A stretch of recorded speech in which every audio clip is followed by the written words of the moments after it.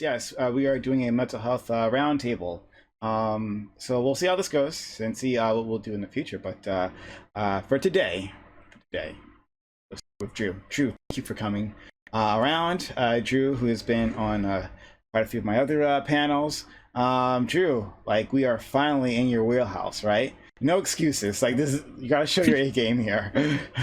Yeah, that's the hope, right? I come on here and I just fall flat on my face. Yeah, so you want me to like introduce myself? Is that what's going on? Please, yeah. Yeah, okay. So my name's Drew. I'm working on my master's in clinical mental health counseling, about halfway through my program. I have a bachelor's degree in psychology. I'm minored in philosophy. I'm really passionate about learning to become a better therapist in the future, and I am particularly interested in helping out men, but I'm happy to see anybody in the future. So I'm really excited to be here talking about like my passion rather than like politics, which sort of upsets me. So I'm happy to be here with all these great panelists. Yes. All right. Well, let's see if we can get you to also hate the field of mental health by the end of this. It's a magic of a panel format. All right. Next, we have someone who is brand new to my stream, but very happy to have you here. But I don't know like anything about you. So Brian, hey, how are you today? All right. I'm good, man. I'm good. Oh, I appreciate the opportunity, I gotta say. Yeah, right. I'm Brian from My Daddy Can. That's the what I do in Twitch. But in my day job, I'm a clinical psychologist, and I do a lot of individual therapy and a lot of psychological evaluations. I especially work with folks with either personality disorders, or I work a lot with grief and loss, and a lot of ADHD. Yeah, when I was asked to come on here, man, again, I'm always thrilled about opportunities like this to be able to just talk about mental health stuff and yeah, especially when I heard the names of the folks that were going to be on, I was pretty excited about it too. So yeah, thanks for having me, Prime, man. Appreciate it. Okay, yeah, amazing. Thank you so much. Right? Yeah. Yeah. He heard all the names of the people who are going to be here, and despite IPA being on that list, he's like, I'm going I still showed up. Yep, I still showed up. Of course, just kidding. Because we have our good friend IPA, who has been with us many times in the past, and we always enjoy having him here. IPA, thank you for coming back. Tell the world about yourself. Thanks for having me. I think I've only ever stopped by Brian's stream before, so I don't think that he knows about my politics, that I'm kind of an asshole in that sense. So, maybe he just didn't know. So yeah, thanks for having me back. I know once upon a time, you and I had talked very briefly about doing something like this. And so I'm excited to be here and that we're able to do this. So yeah, just a little bit about me. For those of you who don't know, I went to undergrad for psychology and then went to grad school for marriage and family therapy. I am not a licensed practitioner anymore. I've been out of the mental health field for about 8 or 9 years now. Prior to that, though, I did anything from mental health insurance, working in group homes. I did in-home therapy. And then my last job, when I left the field, I was in a dual diagnosis treatment facility for mental health and chemical dependency. Okay. Yeah. Fascinating stuff. Again, thank you for bringing your expertise here. Next, we will go to Waffles. Waffles, thank you for being here. Yeah. Really appreciate you coming through, Waffles. We haven't had you on the stream for quite a long time, and we all been missing you. We've had a waffle-shaped hole in our hearts. It's like many holes in a circular. Okay, anyway, Waffles, thank you for coming back, especially for this very special panel. Yeah, thanks for having me. Tell the world about yourself. So I'm like not qualified. I feel like I'm the least qualified person here. I'm in undergrad right now, and I'm a pre-med student, but my major is psychology. But yeah, I plan to go to med school once I'm done. Okay. And I'm also a streamer. I play piano. Beautifully on Twitch. plays piano. Yeah, very good piano. Yeah. Yes. I am subbed to Waffles. I'm subbed to very few people, and Waffles is one of them because she puts out quality work. But yeah, check her out. But thank you for being here. Yeah, thanks for having me. Last but not least, another person who has been long gone for this channel, but for far too long. Glad we're breaking that streak. Anna is back. Anna Voir now? How do you pronounce it? Voir? Okay. Anna Voir. Okay. Yeah. Anna, thanks for coming back in our lives, Anna. Really appreciate it. Anna, tell the world about yourself. Yeah, thanks for having me. You can hear me okay, right? Just want to check. Mm-hmm. Okay. Yeah, I'm Anna. My undergraduate degree is in psychology and political science. I did a dual major. Funny combination, but and I'm currently in my master's program for clinical psychology with a specialization in trauma. Yeah. Thanks so much. Oh, you're also a streamer, though, right? Oh yeah, I stream also. I guess maybe occasionally, but no, thank you so much. Okay, and a little bit of a disclaimer for you all. Today's discussion includes professionals and graduate school educated panelists. This panel is intended to be informational and educational. Information presented here today should not be used to replace psychological, psychiatric, or medical diagnosis and treatment. Views and opinions expressed do not necessarily represent those of the streamer or panelists. I don't know. I know very little about this field, so I have no opinions. So definitely not mine. But yeah, just so you know, this is just informational type thing. Don't take it for anything more than that. I hope you can get something out of it, but definitely this is not any sort of psychological advice or anything like that, right? Okay. Fair enough. We will roll on into our first topic. We'll do the COVID one first, as requested by our friend Drew. And Drew provided all our topics, so we just shout out to Drew. Very helpful. But yeah, it made this quite easy. So here we go. The COVID-19 pandemic has greatly impacted our world in many ways. The most obvious dimension that is frequently talked about is the physical health of our citizens. Secondly, the economy is often discussed. One area that can feel left out of the immediate public attention is mental health. According to the CDC, during the late June 2020, 40% of U.S. adults reported struggling with mental health or substance abuse. Additionally, the survey found that 11% of respondents said they seriously considered suicide. Given these findings, what are some practical things people can do to improve their mental health during the pandemic? How can we shift the focus of the public health of the public to recognize this as a problem? How can we use this as an opportunity to shift the public away from the concept of mental illness and more towards the concept of wellness? All right, so it's a very interesting topic here, talking about the sense of isolation people have been feeling during COVID, how that's been exacerbated, and how we can use this emergency to our advantage. So we will start with Drew. Yeah, so I would say that there's like a lot of practical stuff that we can do to and this is really just to all of us, including myself, to improve our mental health over this time. So to be brief, and we can get more into this open discussion, the things that immediately come to mind for me are like our sleep, diet, exercise, and then you've got extra things like along with just basic coping strategies like mindfulness meditation to alleviate anxiety. So things like staying present in the moment instead of sort of thinking very much about like all the anxious stuff and the serious stuff that's going on in the world. Additionally, I think that it's easiest to show the public about this particular issue just by talking about it. So I think like a lot of the stuff that we can do as individuals is just to start talking about our own experiences and how we've had issues during COVID. And I think that the reason I mentioned the wellness thing is that I think right now we have a particularly immediate ability to actually talk about wellness instead of illness. So for those that don't know, wellness is really more of a well-rounded concept of human flourishing rather than simply focusing on negative. And because people are actually looking at how they can improve their lives during this specific time, I think we can actually shift from a concept of only focusing on the negative to how can we not just get us to neutral, but to flourishing. So that's something that I think is important overwhelm. I am sure we'll get into that as we talk more about it. Absolutely. So Brian, we'll go to you. So we're doing introduction statements. So yeah, give you a bit of time to introduce your initial thoughts on the topic before we jump right into it. So go ahead, Brian. Okay. So my initial thoughts on the topic before we jump into like more of a discussion based thing, is that how the format looks, or? Yeah. Sorry. Okay. Cool.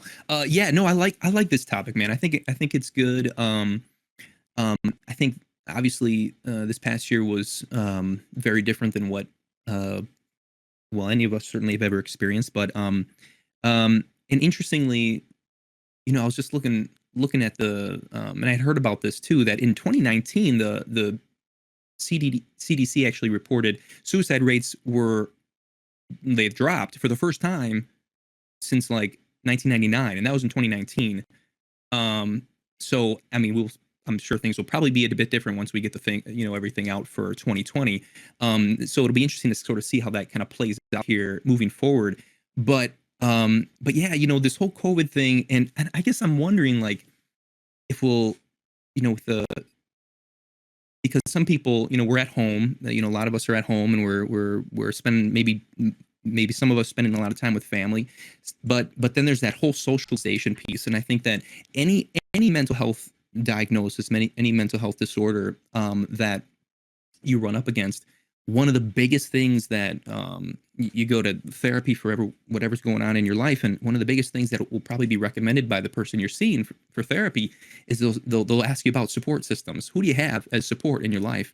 And what an interesting thing that in 2020, I think a lot of us have kind of lost some of that, not because of choice, but sort of as we've had to. And so I do wonder, how the country, the world is sort of faring just in terms of mental health. I haven't looked at statistics specifically, I guess, at certain things, but it'd be interesting to kind of look at that. I mean, I echo what Drew said too, as far as how to take care of yourself, through the time. It's hard because I think that psychologists therapists, lost a lot of tools that they typically recommend, things like go out, and socialize, go out for a run, or go out and do this and that, or go to the gym and whatever else. But any of that, like, go out, and it just sort of got taken out of our toolboxes. And so I think too, for therapists and other mental health professionals, we've had to become quite creative in trying to figure out how to, what sorts of things to recommend to patients and whatnot moving forward. So obviously a very pertinent topic, and it affects all of us. Okay. All right. We'll go to IPA. Yeah, I think both of you guys hit this on the head so far. I think one of the bigger things for me, at least from my personal experience throughout COVID, has been the social aspect, and I would love to dig into that a little bit more.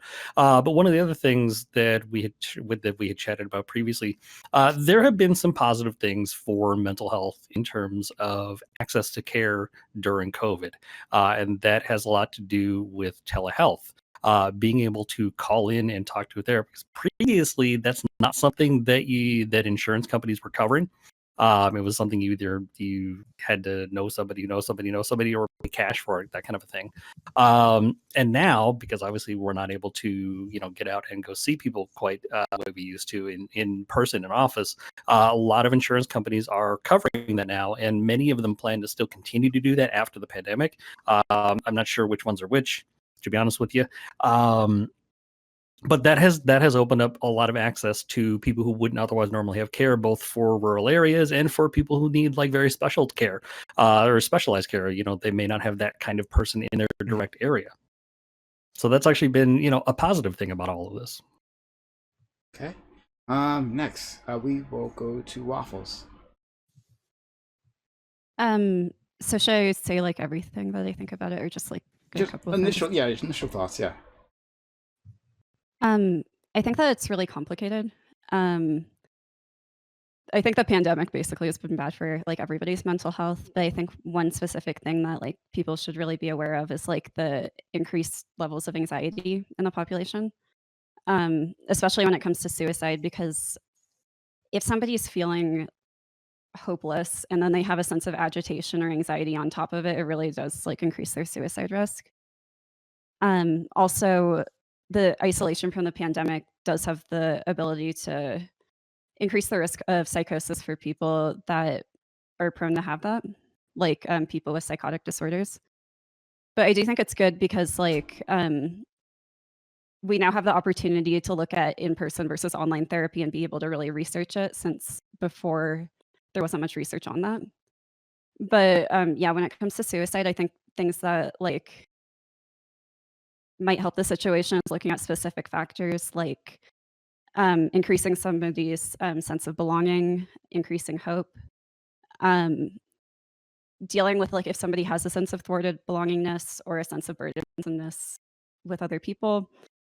And another thing too is to look at the effects of the actual virus biologically on mental health. Okay, thank you so much. Anna. Yeah, I mean, I pretty much agree with what everyone said so far. And also, I guess I would add that from a trauma perspective, it's, I mean, this is really kind of new territory as far as, seeing the effects on like a global pandemic, the effects on people's mental health and everything. And especially from a trauma perspective, since for many people, this has been a traumatizing experience for them because it has been highly distressing and it's been overwhelming people's ability to cope with everyday life. And so I wouldn't be surprised if we do see higher rates of trauma symptoms, even in the population generally. And also from a perspective of like counseling, seeing sort of how if there's like a difference between like is telehealth counseling any different than like in-person counseling. I certainly have a lot of feelings about like telehealth since like I'm seeing a client now and it's over like it's over Zoom telehealth, so it's and I'm not sure I like it very much.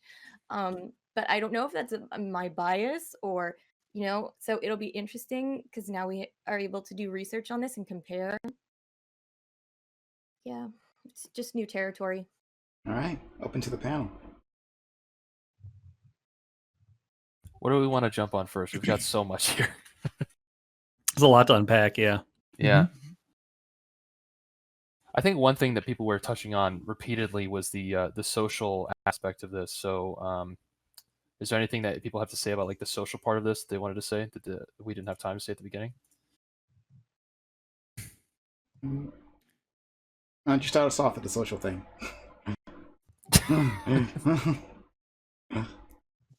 No, yeah, I mean, it. it's like you, okay, so like I've noticed, I mean, these experiences are great, right? Where we can all sit with each other and seemingly get some sort of, but it's almost like, yeah, but there's, I mean, obviously there's something very artificial about this, and I wonder if Anna, that kind of goes to your point of like you have a telehealth patient that something just doesn't feel quite right about it, and it'd be interesting to hear like what, if you know specifically what it is that that feels a little bit off there. But yeah, but I mean, because it is nice to have these Zoom meetings and Zoom calls, and I know I do this with family too, on, everyone's trying to have interactions with each other where we can and whatnot. I don't know, but sitting with someone in the room and their body filling a space that is in proximity to the space that your body is filling, and whatever kind of, I don't want to get all hippy dippy and whatever, but the energies and the whole this and the that, but I don't know, there's something about that experience that has just probably dropped just tremendously for each of us. And humans were very social creatures, always have been, and there's been lots and lots of studies on things like attachments and how important those experiences are for us, especially in our early childhood development and things like that. And there's actually somebody who said something like they wonder if regarding attachment, if our children are going to be more well-adjusted because of how much time they get with their family now through the pandemic. I don't know if anybody else has heard that, but maybe you have heard that, yeah. But maybe for more, I've heard from adolescents that this is like terrible. It's like terrible. They can't see their friends and this and that, but like I definitely noticed the adolescent population and young adult population, 20s and whatnot, really struggling with this for sure. I think it's I mean, I can- interesting because I feel like somebody might develop a stronger attachment with their parent, but they also might not develop as many social skills like little kids Good point. than like what they would like in a normal situation. I have a Mhm. 1-year-old. That's a big concern for me right now. No interaction with other kids their age. Yeah. Mm-hmm. As I, And go ahead, please. Yeah. And one of the things that I think is also sort of hard for people to deal with is that people are sort of missing like portions of their life almost, because there's sort of these, and the most obvious thing that pops up for me is graduations, right? So there's sort of like these phase Those of life, milestones, these yeah. phase of life milestones that have just sort of Totally. been washed over. And this actually even extends into things beyond graduation events, because I was talking in one of my classes with one of the professors, a client that was basically saying there was an interaction with the parents where the concern was basically that the son felt that like I'm missing a chunk of my youth because of this. So like I can't, like, it's not just that I didn't go walk across the stage, it's that I'm actually mourning for the loss of a part of my life that I'm never going to get back. And it can sound dramatic, but the truth is that is what's happening. So even beyond just the regular, like, I don't get to see people, there's also the fact that you're losing a chunk of your life and your development too. I also just feel like the loss of control that everybody is feeling definitely makes like everything a lot harder, because there's nothing that we can like directly do to change the situation. Mm-hmm. A sense of control is like one of those things that grounds people. And then when you're presented with the fact that you don't have as much control as you think is, it's one of those things that really knocks people on their butt sometimes. It's sort of like an existential problem that we don't have control over everything. So a whole world being confronted with that at the same time is sort of it's almost too much at once. It's nice if like you have an existential crisis and your friend is there to support you, not like everybody goes through the same existential crisis at the same time. I also feel like for people with OCD, this pandemic probably was horrible, and it might have undid some of the work that they did in therapy about not feeling like things are like contaminated or dirty. Even people that, part of the issue too is like if you struggle to go outside, if you have like social anxiety and stuff, I mean, this is sort of playing into your hand. So usually for those in the audience that don't know, like one of the things that people can do to sort of alleviate phobias and this kind of thing is that you can sort of gradually walk up like a very small staircase towards the things that you're afraid of and confront them. But exposure therapy, and so if you end up in a situation where the staircase is safe, it's like now we can't actually walk up that staircase right now because outside really is scary. It's not just in your head, right? So it's literally you just can't do some of those things now. Yeah. You know, even if you theoretically could otherwise. Yeah. I know, like in my classes, like the way that they explained generalized anxiety was like it's being afraid of like, so like if there's a tiger in front of you, like you should be anxious about it because there's an actual threat. But sometimes with anxiety, you'll feel like there's a tiger in the room when there isn't. But the problem here is that the tiger actually is in the room. Yeah, and that's complicated, right? Because you're sort of reinforcing the anxiety there because there's actually an issue outside. It's not just this pandemic has sort of reinforced like avoidant behaviors, which is something that really concerns me too, because avoidance is a major part of trauma. Unlike like with trauma survivors, like avoidance is one of those big things that we look for. And yeah, I feel like this whole thing is sort of reinforcing avoidant behaviors too. and it's like it's also I just thought I was thinking about how it's like people have excuses now, like sort of there's like it provides like an opportunity to sort of make like find more excuses too for like avoidance and stuff. But yeah, it's just And on top not of that, great. what I think may be under focused on is right now we're sort of dealing with like being in COVID. I actually don't know that it's obvious what happens once we're out of COVID, because not only have we picked up habits within here, whatever problems that you're having now, it's not immediately obvious that they don't stop when COVID ends. So they could bleed over into afterwards, and maybe it's like, I mean, look, if you had good habits going out and socializing, maybe now you've been home and you're feeling terrible. And like one of the things, my daddy Cam was saying earlier, trying to get people out and interacting in the world again, that's a process to actually getting people out again. So like the hunkering down thing is one of the things that we get concerned about when people start having a lot of issues. So I'm concerned. I'm concerned with the actual let's get the engine running again for people, because it would be really terrible to see that where the pandemic's gone, we've won, and actually we've got a bunch of people left behind, still in the throes of what happened. Sort of like the leftovers that get forgot because the virus is dealt with. You're right, because I we've think been doing this now for a year, right? And now this is just part of most people's routine. It's just how the world is now. And going back to what it used to be, right? That might be difficult or take some practice for some real deliberate intentional behavior to do that. Yeah. I mean, I noticed that even for myself. I mean, so I do all therapy telehealth stuff these days, except for one day every 2 weeks I go into the office and see a couple patients who have to be seen in person. And I noticed, like, after I was seeing patients just telehealth for quite a while, when I haven't struggled with social anxiety in my life, but when I went and left for the office that day after a couple months of not leaving my house, I was a little bit more aware of what other people were looking at when they were looking at me. And here's what's really weird, like, because when I'm talking to everybody else here, like, nobody's really looking at me as I'm talking. Everybody's kind of looking over, because you're looking at your camera, you're watching the screen. Nobody's really making eye contact.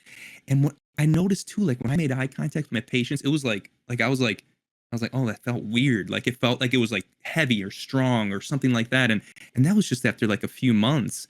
I mean, I think you're onto something. Like, when we get to the end of this, it's going to be weird. The adjustment to try to figure out how to, like, re-socialize ourselves. For some of us it might be, no sweat, and for some of us it's going to maybe, and I don't know what would be the traits that would be some people who might have a much harder time versus others. But again, I even noticed that myself, and that was just after a couple months, and then coming back in the office and having to make eye contact with people, or having to actually care about that I'm wearing pants, coming into the office, where I didn't have to worry about that at home.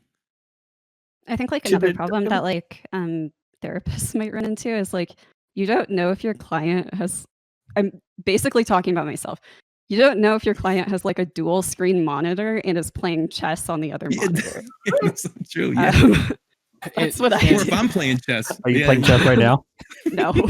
This is actually something that's a problem, because just think about this in the abstract. If you have a client that's required to be in a meeting with you, so they're involuntarily there for counseling for whatever reason, over Zoom, it's like, it's like, how am I supposed to know that this person is paying attention? Especially not even just in an individual setting. That problem is compounded in a group setting, where it's like really hard to keep track of everybody's behavior at the same time. So the screen issue, it's hard to know what's going on the other end of the screen, because when I'm looking at the camera like this, I'm looking at here, but you don't see the papers and citations I have up on my left monitor, right? You just see me. You don't know that I've got all this other stuff open. It's a little easier to tell I'm talking to y'all, so I'm paying attention, but when there's 10 people in a room or whatever, it's really hard to know. So And even a lot of the real subtle body body language, Oh, cues. that's Like you guys yeah. can see from here down, right? You don't know whether I'm crossing my legs or them leaning forward or not. Obviously, you saw me do that, Wearing but pants. you don't know. You don't catch those things other than if I do, deliberately.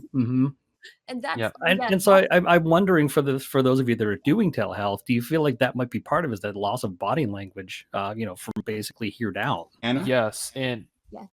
go ahead. That's The other huge for me. and That's one of the biggest reasons why I I can't say that I like telehealth.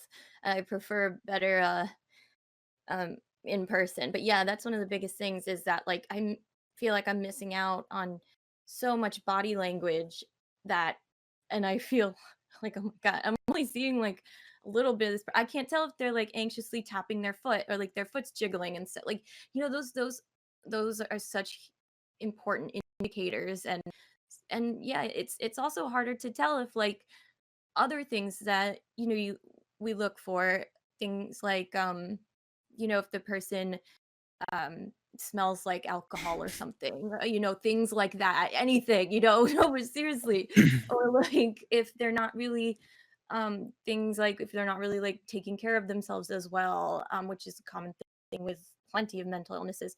Just there's so much basically that I feel like you miss over telehealth. and Couples too give out a lot of little signals. Yes. When you're in, or families for that matter too, right?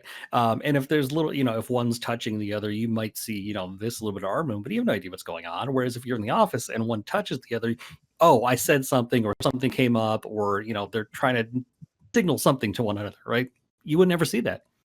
And on top of that, it's not just like not seeing it's not even just the client's behaviors, it's the therapist behaviors as well. So for those that don't know, like there's a lot of stuff that therapists and counselors do to let the other person know that they're being heard. So like one of those examples, there's micro skills in counseling. So one of those skills is called minimal encouragers. So while you're talking, I'm saying, yeah, I get that, I'm nodding my head. To do what I have noticed, and I don't know if this is everybody else's experience, minimal encouragers are near impossible on telehealth because you are either talking over someone or you're interrupting their audio. They think you're talking, and it actually breaks thoughts rather than making people feel heard. So there's like this extra layer on top of this. So it's not just I can't see what you're doing, you can't feel as heard as well as in person, and not even talking about the physical communication, just the words you use. It's harder. I feel like it's good though that like this is an option now and that like everybody kind of knows how to do it because it does increase accessibility for people that have like chronic health issues and might not be able to be there in person sometimes, or for people that don't have transportation and stuff like that. Like even though it's not ideal, I think it can help a lot in the future. For sure, Yeah. Oh, for sure. I think that's huge, and that was one of those things I linked in the chat we have. Was talking about access to care for people. Especially if you're people in rural areas, or if you have real specialized needs. For example, if you're like a member of the LGBTQA community and you need and you feel more comfortable talking to somebody who either is or specializes in that kind of care, and you live in an area where there aren't a lot of specialists for that. Now you can go anywhere in the country. You have access to all sorts of specialists that you didn't have before. Yeah, like I actually because of the pandemic, I was able to like be seen by Mayo Clinic without having to travel, which was really cool.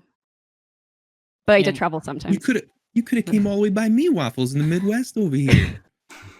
No, yeah, I came there twice because is that right? Yeah, because of Are my you from weird. Minnesota too? I'm from Wisconsin. No, I'm from Colorado. Right next. Okay.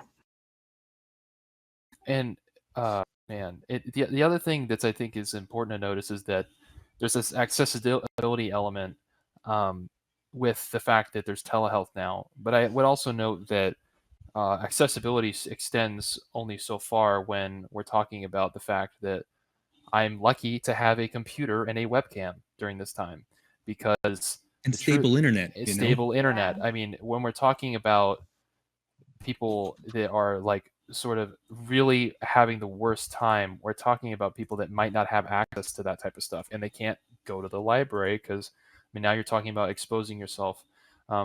So one of the things here is that there is increased accessibility and that's great, but because it's technology bound, that's sort of, there's like a cost associated with that. Obviously, it might be cheaper than having to go see a therapist in person, but there's still, unfortunately, this cost barrier that gets in front of care. Is it like okay to respond to somebody in chat If you like, who's talking about like chronic health? please.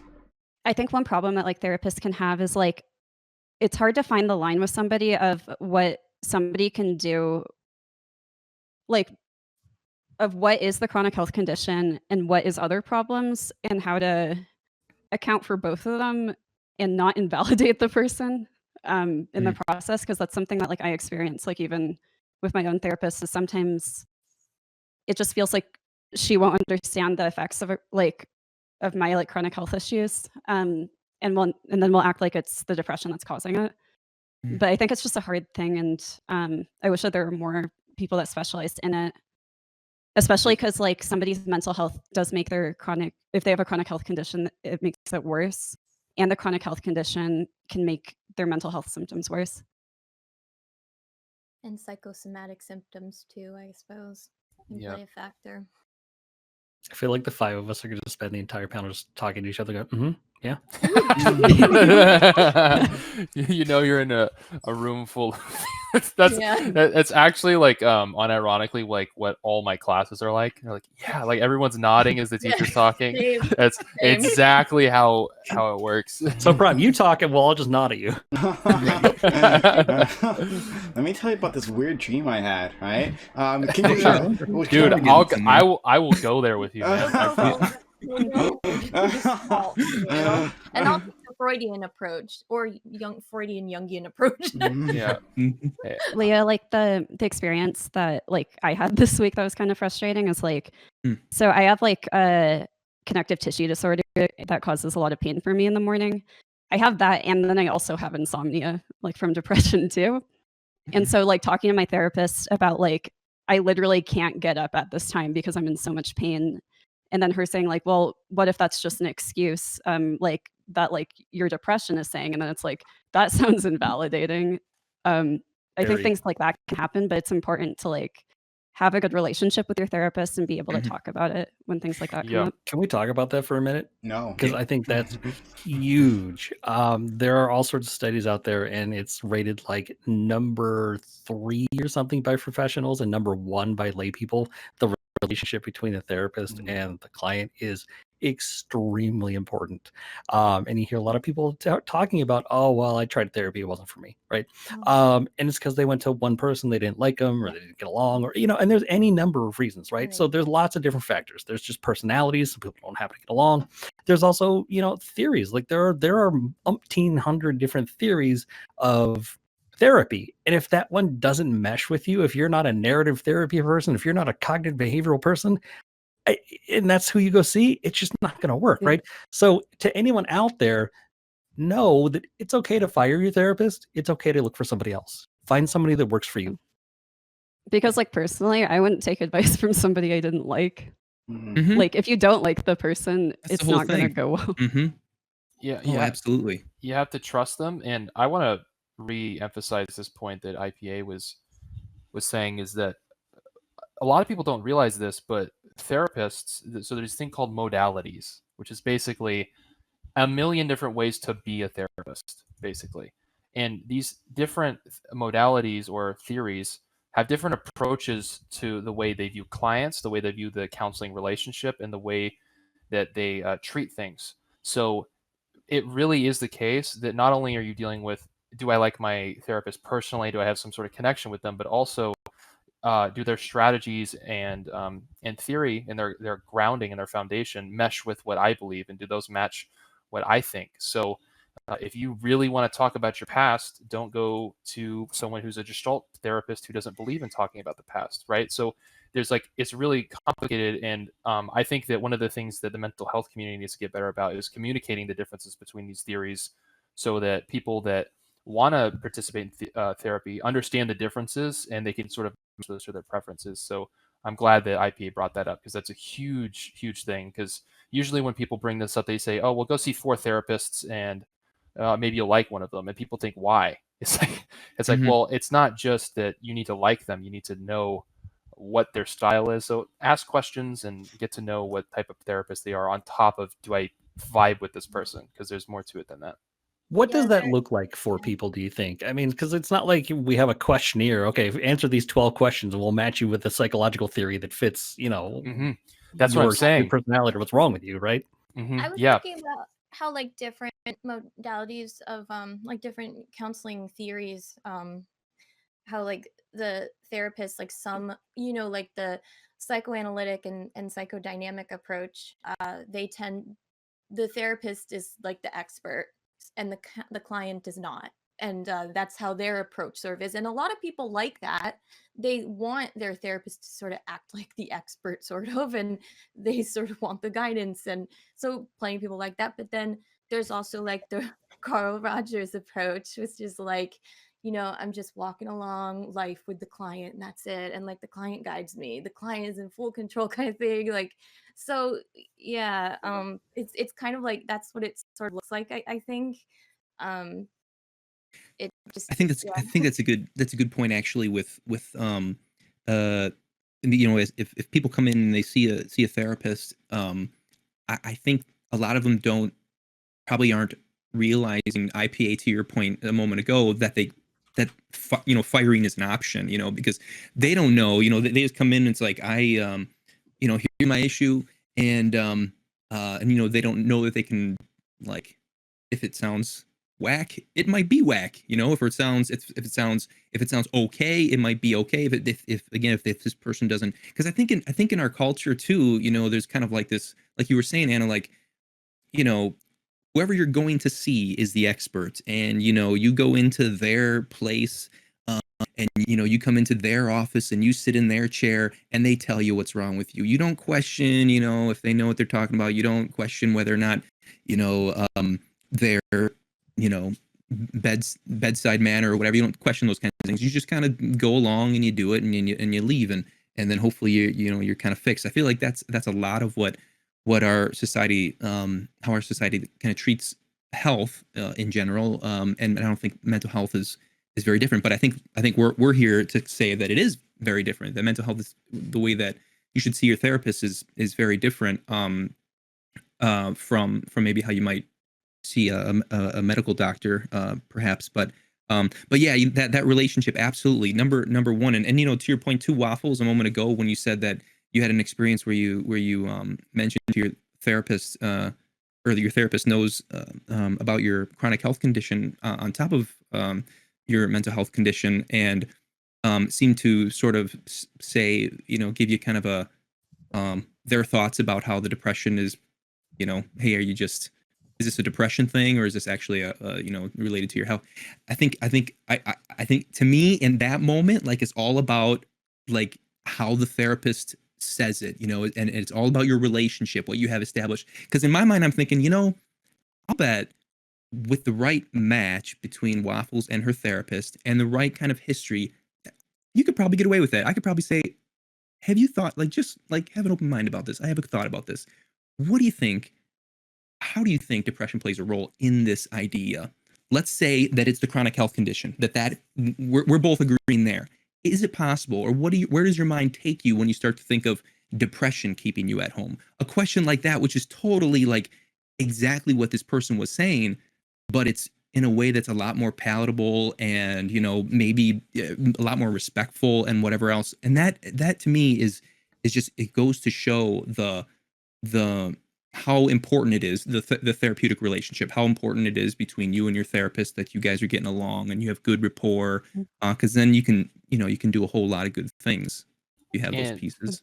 And a good therapeutic relationship will allow therapists to make guesses and will allow the client to say you're wrong, right? So it's because, I think that, like, maybe we should, like, define what therapeutic relationship is for people in chat. that's a great question.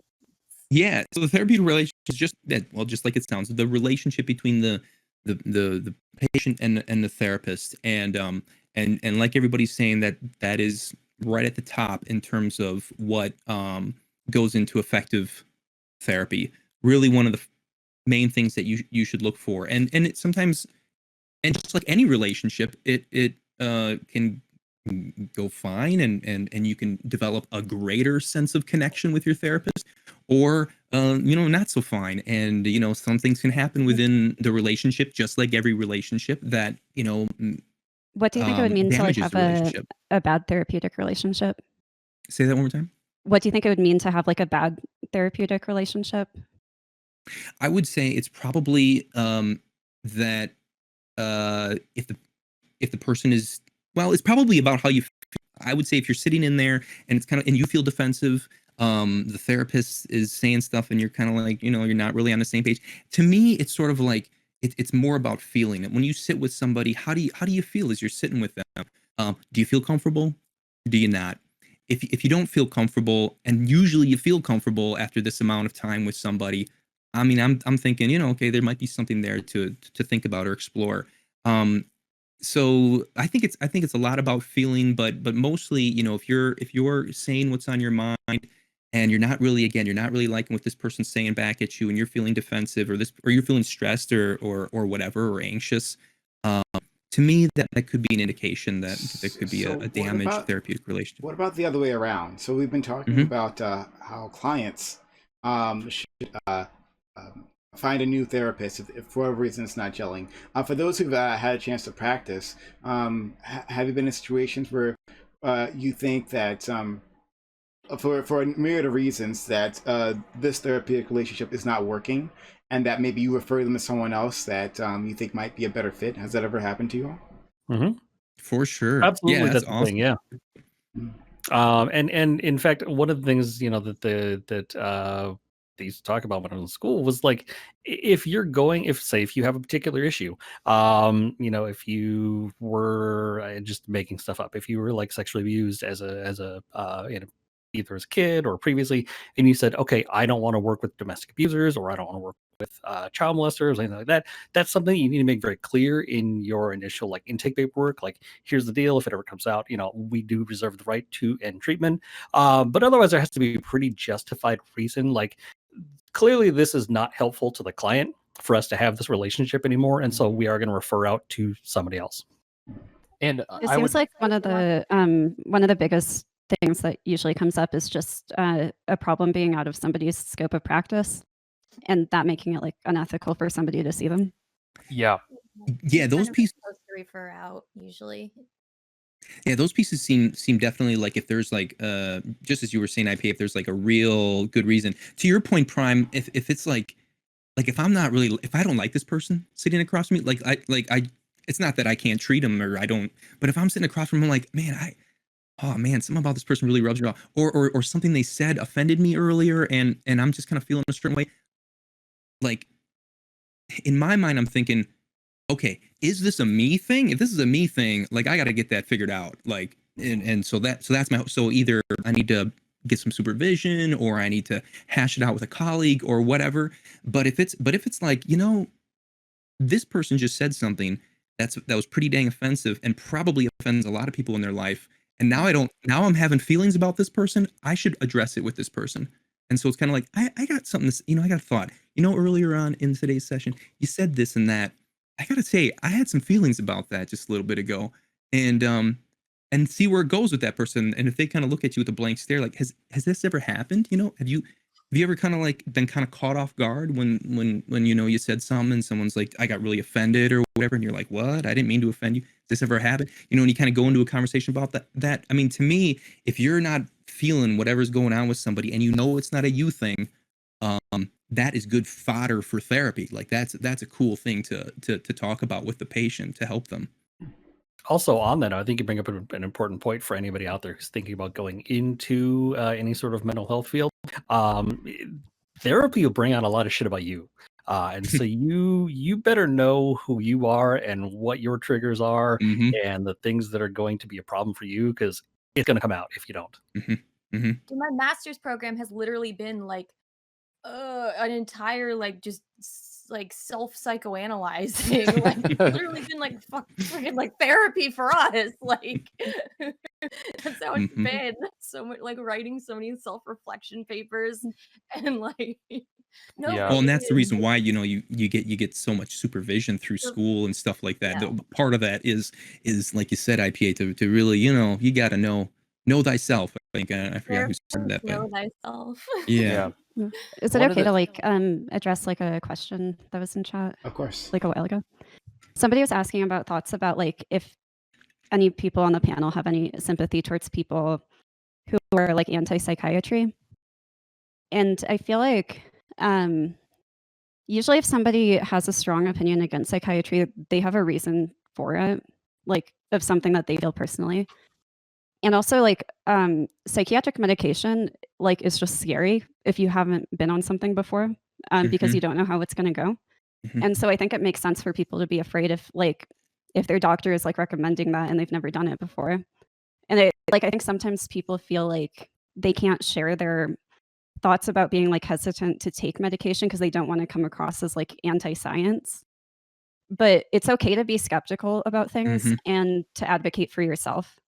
And to like communicate that with your healthcare providers, because I think just being anxious about that is kind of normal. And I would add to that, not even just being skeptical of psychiatry, but therapy or psychology or counseling in general. One of the things that we're educated about as we're going through school is the many ways in which our field has screwed up really bad. All right. So a lot of us are really intimately aware of how the history of our fields have messed up in the past. And so really like truly passionate people about like within this field will not knock you for being skeptical. We'll try to empower you and give you the reasons why you should trust us now and not make excuses. So psychiatry is obviously very different than counseling or psychotherapy. For those that don't know, psychiatry involves medication and psychotherapy does not. Oftentimes, psychotherapists and psychiatrists work together as a team, depending on what conditions a client may have. But they are separate disciplines, even though they're connected. But just going back to the original point, people within the field that are responsible and introspective will fully understand that people have bad experiences with therapists, and that's why we're talking about this, because we don't want a single bad experience with the field to ruin people's ability to seek help, because it would be unfortunate if that led to people not getting help. So that's why we're openly talking about it. And just to clarify, therapists cannot prescribe medication. That's a psychiatrist. So, yeah. I think sometimes people are like afraid of seeing a therapist because they think that they're just going to like throw pills at them, but they literally can't do that unless I they're a think you bring up a psychiatrist. good point too. That's maybe a little bit of a tangent. People are afraid to see professionals because not only because they're just like, oh, they're just going to give me some pills, but also there's a huge stigma still in the country, and really throughout the rest of the world. I think that's certainly something we should probably touch on, right? Is people get this idea that, oh, I went to a psychiatrist, I'm taking the crazy pills, right? Or I'm seeing a shrink, right? There must be something wrong with me. There's not. Holy shit! Like 40% of the country suffers from some various kind of mental health disorder. Like you're not alone. Yeah, I know. For me, like I take antidepressants for depression, and before I started, I was like really like, even though like I know the science behind it, I still felt really anxious about doing it and was worried about all the like fear mongering stuff that people say about it of like, oh, it's just going to turn you into a zombie or like just random stuff like that. I think that can be scary. And also like when you start an antidepressant at the beginning, you don't necessarily feel that great. Like you can feel kind of weird. But you should talk to your healthcare professional about that. And it takes a while to actually see a difference, but I don't feel like it changed anything. Oh yeah, the other thing is like people say like, oh, it will change my personality. I don't think it did. All I think it did was made it so like instead of getting extremely depressed, I get very depressed. So it like is like a stitch better than how bad it was before. Yeah, and in terms of someone brought something up in the chat. I don't want to respond to all of it, but one of the things that was brought up is the pathologizing of things in the DSM in the past. And I think that it's important to note that, like I said, our field has messed up in the past, and the DSM has included stuff in it that does not belong in it. To be frank, the very obvious answer that screams immediately out is being homosexual was in the DSM for some ungodly reason. And the truth is, we are trying to actively make our community and our field better. And because we made mistakes in the past, we're trying to improve the field now. But just because we've made mistakes in the past doesn't mean we don't add value now. And I would hope that for whatever people that were hurt by our field would help us, give us the chance to make up for it. Because the truth is, most of the people in this field are well-intentioned and we want to help people. And obviously, I'm not going to make excuses for whatever bigoted things were in the DSM before, because it's completely uncalled for and not appropriate. Hysteria used to be a mental health diagnosis exclusively for women. Then we figured some things out and realized, oh, that's just women having their period once a month. Well, not only that, it was also like labeled hysteria when like a woman found out her husband was cheating and she'd be upset and then she'd be like sent away to like psych hospital because like she's crazy. Oh yeah. Wow. Yeah. I mean, fuck, we used to put people in ice baths, right? And literally Yeah. lock them into a bathtub full of ice because it helped calm them down. Why? Because it's giving them empathy. Okay. It's not exactly been a great history for the field of psychology and mental health, right? I get that. Yeah. Well, lobotomies too. That was a good Yeah. thing. Mhm. We used to do those. And Drill mean, a hole in the head. Oh my God, yeah. And I mean, psychology started out with like excluding women anyway. I mean, it was literally all men. Like they were like, women being therapists. What? No. They're too unstable. Like, so I mean, it started out as being like, so there's a history there. I will say though, yeah, I mean, for sure. Although if the claim made, and I think I see it there, if the claim made that the DSM and diagnoses are not based on science, that is incorrect. They are based on science. In fact, there's a lot of citations within the DSM. But it's different than it is in the medical profession in that you can't run a blood test for a personality disorder, for example. We don't have instruments that are sophisticated enough to be able to notice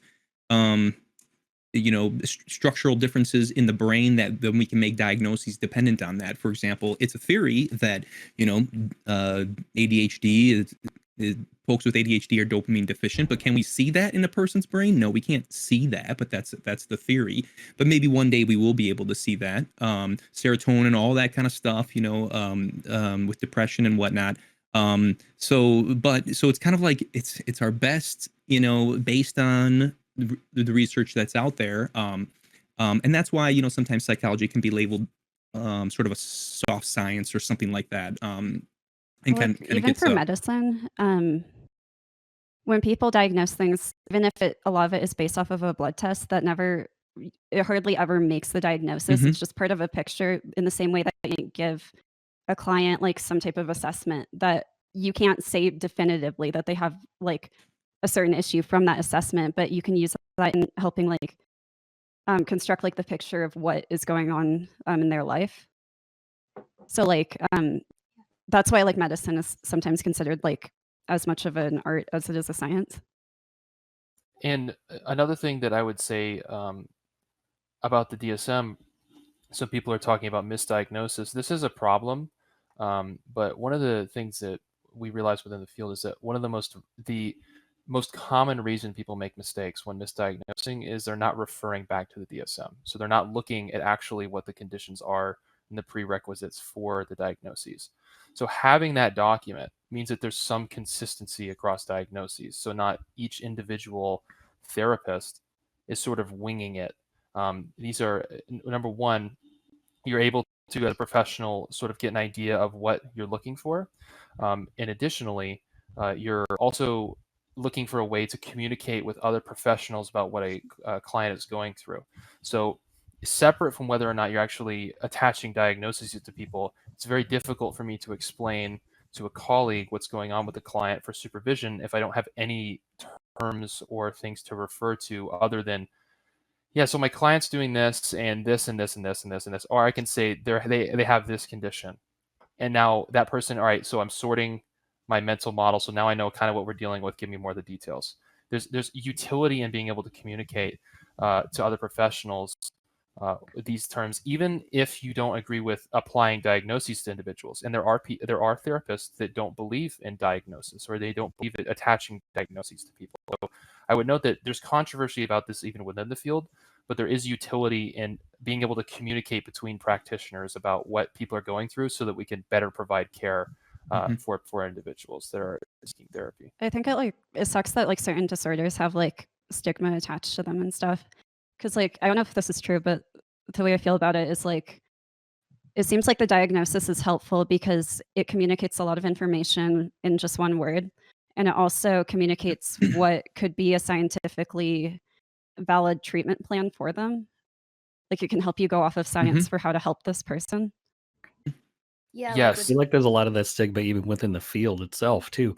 Brian, you mentioned you work with a lot of personality disorders. I used to work with a lot of borderline personality disorder, and a lot of professionals within the field. You hear borderline personality disorder, and everyone's, oh, yeah, immediately. yeah. And going off of what Waffles was saying, one of the things that's really important as people that are trying to do therapy or are already doing therapy, depending where you are in your program or your career on this panel, one of the things that Waffles was talking about is what are called EBTs, which are evidence-based treatments. And without any formalization about what particular clients are going through, we won't have meta-analyses on depression and treatment strategies. So it's really important that we have this language so we can actually use science as a tool to help people. So if we don't have any sort of formalization, you actually can't study how to help people better. You have to have some language to study things with and to sort things and categorize things so we can actually better help people. That's an important thing to say.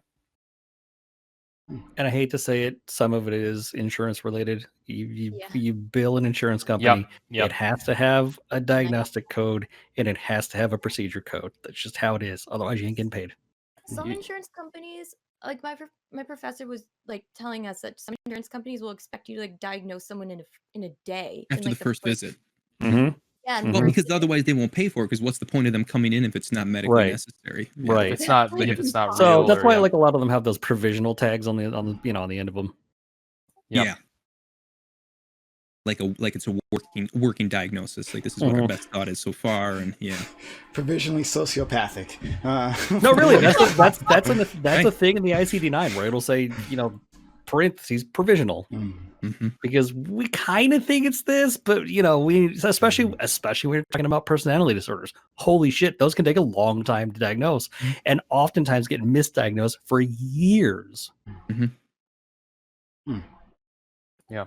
Sometimes I feel like people use the fact that like psychology messed up in the past as a way to invalidate the whole field. Yeah. When like Like everybody's always Scientology? talking about how to like improve things and how to improve the DSM. Like Yeah. people are always looking at what revisions should be made based off of research. That's a great point. And look at medical malpractice. Look at medical deaths in America. It's like the number 3 cause of death in America, yet everyone goes to a fucking doctor still. Yeah, and what I would note about the DSM about research is there's a section at the end of the DSM called conditions for further study, right? And this section basically includes a couple things. So like one of the most like commonly talked about ones, internet gaming disorders and the conditions for further study, right? And the reasons it's in there is because they didn't feel like there's sufficient research to support it as a diagnosis yet. So like we're leaving this here, and in the future when we have more research, we'll consider putting it in. So this isn't just let's just throw whatever in there and let's see what sticks. We're basing it in this day and age off of the data, because we actually have really good tools these days for statistical analysis to determine these things. So it's not like I shouldn't even say we. It's really the APA, the American Psychiatric Association, that does this stuff, not the ACA, which is what I'm bound to. But the APA will make determinations based on research about what to put in these days, where they're not like sort of haphazardly throwing things in and out just for the sake of throwing them in and out. It's taken much more seriously today, especially given the history of psychiatry. So it's something that the field is intimately aware of. Okay. Why don't we move? Wonder like Go ahead, please. Go ahead. oh I kind of wonder why, what makes people kind of go towards that view about psychology. I Because think I feel people like are. it probably comes from like a sense of fear. I think people have been hurt by the field, and I think that in truth, some of the most painful experiences for me as someone who's passionate about this is hearing about people's bad experiences with therapists, where therapists didn't just mess up a little, but like a therapist like comes onto them or hits on them or does something very like flat out unethical. It damages not only them and their particular relationship and their mental health, but the credibility of the field. And the truth is, whatever skepticism or stigma there is applied to the field, in part is due to the ways that we mess up. And that's why we take so seriously the ethical considerations, those that are responsible. Because we know how much it doesn't just harm that one client, it harms the whole field and the public perception of the field. So I object to people trying to write off the field, but I understand people trying to write off the field as well. So I'll always defend the field where I can defend it and defend its utility for helping people, because it does help people a lot. But I won't make excuses for the bad apples. And I think another big point, I think Brian touched on a little bit too, is it's not an exact science, right? We're doing the best that we can as a field to make deductive reasoning to say this is, to our knowledge at this point in time, the best theory that we have. It's not medical science where we go, okay, there's the broken bone, we have the x-ray machine, or there's that virus, we found it, here's the microscope, you can see the picture, right? You can't see a picture of ADD, right? It doesn't exist. And so in a lot of people's minds, if it's not tangible, I can't see the picture of it, it must be fake, it must be pseudoscience. Yep. Do you want to say something else about waffles? About the COVID thing, yeah. Sure, But it's please. kind of like really off topic. No, it's fine. Go ahead. Viruses can affect mental health, but don't worry about it. But just like research shows that they can possibly, like schizophrenia, like if somebody's parent, if their mom had the flu, so the flu virus, not the flu vaccine, but the actual flu during the first trimester of the pregnancy, the kid is like 3 times more likely to develop schizophrenia. I feel like COVID could also have an impact on somebody's mental health on a biological level, on top of all the problems with like the isolation. And there's also another problem of people who are in the hospital for pneumonia and acute respiratory distress. When they're put on a ventilator, some people have ended up with PTSD from the experience of being on the ventilator, because they're given medication to make it not as horrible for them, like to kind of sedate them. But because of being sick and because of the medication combined, it can give them delirium that's extremely terrifying to them, where they feel like they've been like abducted by aliens or something when they see the medical professionals, because they'll only be awake for like a small amount of time. And that people who've experienced that have felt really isolated, because they felt like people would tell them like, well, that experience isn't real. Like that was just in your head. But to them, it's still real, like in their mind of what they saw and how scary it was to them. Perception is reality. Yeah. For us individually, in terms of our subjective experience, if you experience something, if it's not real, if you experienced it, the distinction is not as important as some people realize. So if don't do this, people. I know somebody who went on some sort of hallucinogenic drug and then decided to watch a Saw movie and traumatize themselves. So it's not real, but the trauma and the experience is very real. So I think it's important for people to realize that subjective experience is what we filter the world through. That is what we are, really, is a collection of subjective experiences. I love science, but we are not scientific creatures. We are subjective experience filters, basically. So yeah, I and thank you for bringing that up, Waffles. I didn't even think about that, but I can absolutely understand why that could be a very, very traumatic experience. Not even just the scary part, but being close to death as well. And it's there's all sorts of reasons that could be really, really traumatic. So they've also the hospital is not giving people support after they've gone through this experience, and they feel like they're just sent home right away without any support, which is really scary. And so like some people's family members have felt like the person has changed when it's just that they're going through trauma from being on the ventilator.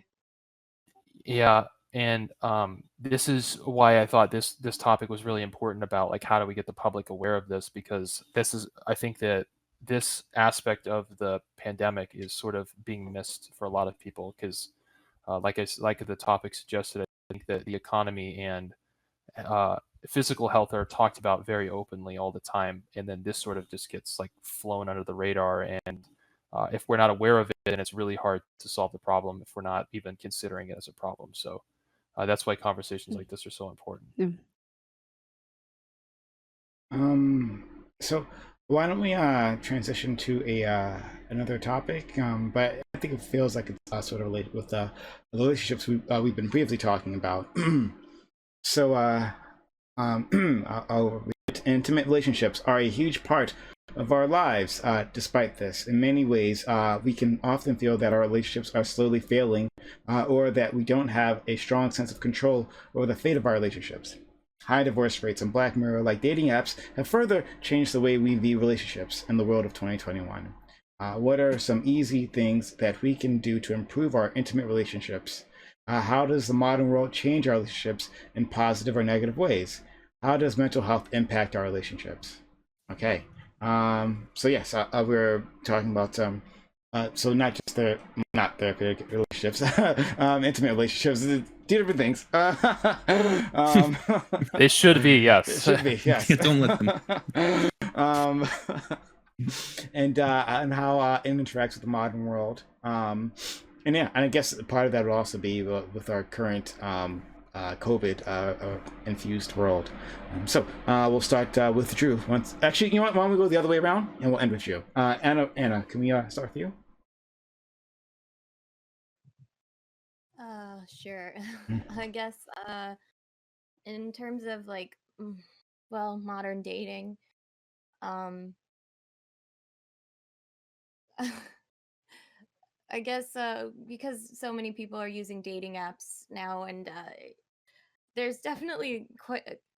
I mean, there's quite a bit of negatives to it from a lot of the research I've read. Just how because we've become so accustomed to sort of having like an unlimited amount of choices essentially, and just like being able to easily access um like anyone and kind of just like swiping. It's come like almost dehumanizing in a way, from what I've sort of read on this. And there's also like a positive correlation between people using dating apps and higher amounts of distress and anxiety and stuff. And so I don't know, I know it's a lot of negatives. I'm sure there's positives to dating apps, I guess. But yeah, and especially with COVID and everything, and people relying more on dating apps, and it's just yeah, it does kind of concern me, I guess. Modern dating.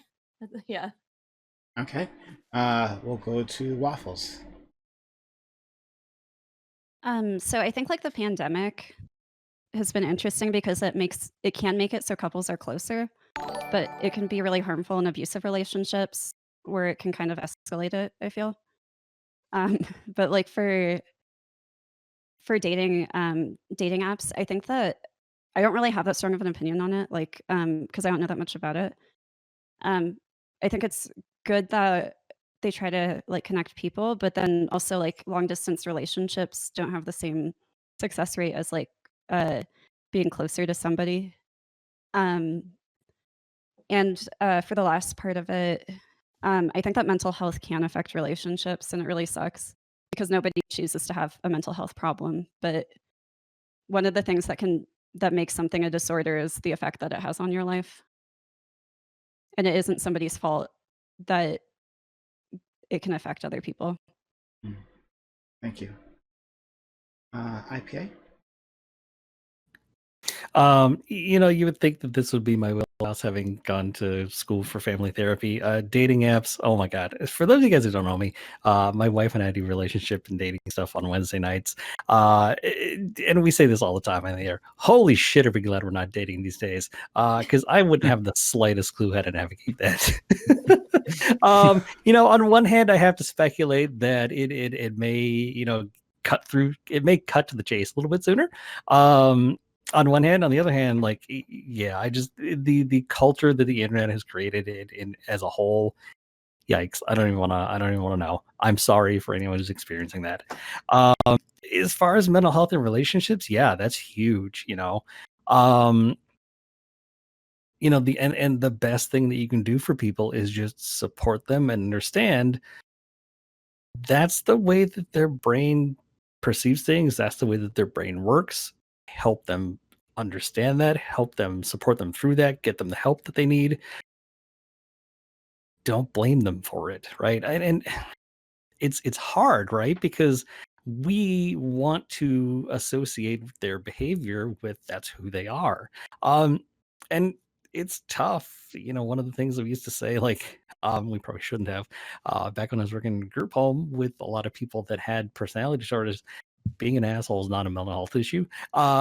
It's hard to separate it sometimes. It really genuinely is, especially when you're dealing with people with personality disorders. Maybe you see why I get out of the field, but it all coming together.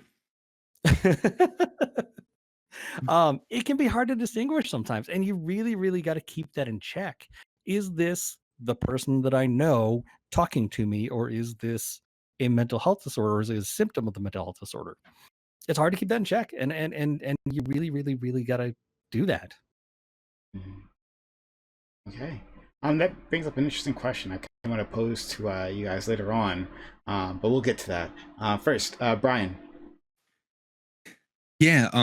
So I had to actually Google that term. What was it? Black Mirror like dating. I didn't know what that was, and so is that off the show? Like a show? Okay. Yeah. I had no idea what that was, and so I looked it up. That looks like a sweet episode. It was the one with the. Was it good? Yeah, that's what really I hear. I hear good things. Yeah. Okay. So I had looked that up and whatever, but yeah, no, I agree with you, IPA man. It seems like quite a difficult thing to navigate these days. And yeah, and there's the other show that I'm watching now. Well, I wouldn't say so. My wife's watching it. That's the excuse I'll say, but it's actually pretty good. What the it's like they're like, oh, they're dating experts put them together and they marry when they see each other for the first time. Like like dating experts take all this information and ask them hundreds of questions. Is that what it is? Love at first sight? I think so, yeah. Ask them all these questions and basically take them on paper and say, you guys are going to get married and we'll see how it goes. Because based on the science here, based on these dating experts or whatever, how the numbers look or how the things pan out, it looks like it's going to be a good fit. Yep. So then they get married, right? And then the whole show is on how it works. And yeah, it's so interesting. So anyways, yeah, I think I agree with IPA that it's kind of a shortcut, the dating apps and stuff like that. But it's kind of like I feel like the word that comes to mind is authenticity. Is what you're getting an authentic version of the person in front of you, and if it's unlikely that that's what you're getting when you probably with the online stuff. Everyone's wanting to put their best foot forward and wanting people to see the good traits and the highlight reel and whatever, and then you see, then you meet up with that person or whatever. And again, I've never had this experience, so I don't know how I got out of the game a long time ago. So, but it does. It sounds pretty. Well, here's the other thing too, is that I think, and I didn't realize this, but there's a big difference between, and there's memes on this too, like, guys, they're swiping. I don't know which way you swipe, if it's a good thing, left or right. I don't know. I actually don't even know that's either. how much I don't even know. So anyway, swipe right if you keep, swipe left if you don't. So swipe right if you're keeping them. Yeah. Swipe right is it's a good thing. Yep. It's a good thing. Huh. So yeah, so I get this sense like people I talk to, it's kind of like they're waiting. The dudes, they're waiting and they're like you know, I'm lucky if I get a match, you know, even if they swipe on everybody. And it's like, and the women, it's like the opposite. It's like, you know, they have to be very, very, very, very, very selective, you know, to who they swipe right on. Because if they swipe right on that person, it's, you know, that person's likely just kind of like waiting, you know, maybe waiting there for, you know, for that connection. I don't know if that hits home for anybody in here, but that's what I've heard. Yeah. Also, Yeah. the amount of dudes who like you can't tell like what they want if it's like because like there's so much Oh yeah, there's yeah, so yeah. much like with like there's so many That people who go on dating apps who are just looking for a hookup, but a right. lot of people are not very upfront about that, and then Mm. and it's like, Mm-hmm. oh I think we no. should And talk that's what I'm about too talking about. once we Yeah, that's what I'm talking about, the whole authenticity thing. So anyways, I guess what else I want to say about that? But yeah, that's it in a nutshell. I mean, it seems very difficult to weed through, I would imagine. Oh man. So IPA is like, oh wow, it sucks for people who have who are in this dating game, right? I mean, even if you grew up with it, trust me, it doesn't mean you have an idea of how to navigate it at all. Oh yeah. So it's not. The rest of us, yeah, Believe it. it's tough. Drew, tell us about your Tinder game. You you crushing it out there, buddy? Well, unfortunately, I've been dating the same woman since I was 15, so I'm not gonna Was that have her any- walking back there? In the That was background? her. That was her. Yeah. good for you. Yeah. So, in terms of the topic, the first thing about general advice, so the best thing that like anyone can do, in my opinion, is just read the 7 Principles for Making Marriage Work by John Gottman. Mhm. So for people Dr. that, so Gottman! yeah, so for people that don't know who Gottman is, he's like considered by many to be like the foremost relationship expert in the world. So just to sort of demonstrate his expertise, in one study, Gottman and his colleagues were able to predict divorce and relationship stability with approximately 94% accuracy based on just a oral history interview with people, which basically means taking status of their past relationship stuff. Like he And says, if he also can just talk with argue. you. I'm sorry. Yeah, he just says like he can tell like within a handful of minutes with talking with a couple, is this going to work or not? Exactly, And with some like scary accuracy. Yeah. yeah. And Yeah, so really reading accurate. his book, just flat out good, easy. You should do it if you care about relationships. It'll make it's great, easy stuff. It's digestible. In terms of the modern world and dating apps and stuff, one of the things that's interesting is that there's sort of mixed research on dating apps right now. So there's some positive. So people say like, well, I like having options, and I like having more options for like sexual intimacy. But one of the double-edged swords that comes along with the increase of options is that increased perception of options actually has been associated with negative outcomes in both That's sexual connected. satisfaction and marital quality. So, and if you imagine why that might be the case, if you think that there's another option, there's another way out the door, it can impact the way that people view things. So if you think I could be with somebody else, can affect things. Not saying they shouldn't be allowed or whatever, but that's just something to keep in mind. So you say that me being ugly is very helpful. Yeah, I have no other options, options. So okay, stable relationship for me. You're a catch, Desperation. IPA, all right? Don't put yourself down like that, all right? And then Isn't it associated with less commitment? The more I don't options? know. I haven't seen data that shows that. I've only seen the Okay. papers that I've seen. Hmm.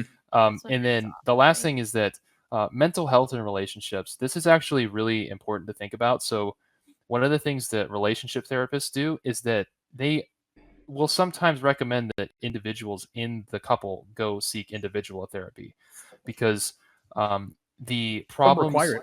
some require it. Yeah, because the issue is that the complexity of just having two people who are healthy having problems is one thing, and then the complexity multiplies very quickly when someone is mentally ill or has a condition, because now you're talking about not just relationship dynamics, you're talking about the dynamics with which that illness or that type of, like, maybe it's personalities or whatever it is also interacting with the relationship dynamics. So it makes it really difficult to sort out just the relationship stuff. So yeah, it's really important that even if you're wanting to do couples therapy, if you also have something going on with your mental health, it's important to see it just for your problems too, because people's problems affect the couple dyad, right? It isn't simply you can't fix yourself by fixing the couple necessarily. So that's the last thing I'll say about that for the intro.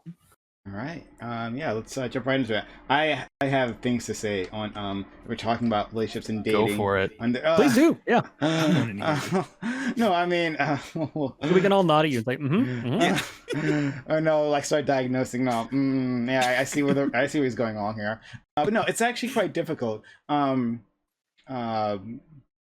So electronically, I've been in the situation on Tinder, right? Where Tinder is a very looks focused, visual focused medium, right? But I've also been on other dating websites which aren't, which at least they say that it gives you a chance to have your personality shine, have longer contact with the person, like sending messages with them. But I'm not sure if.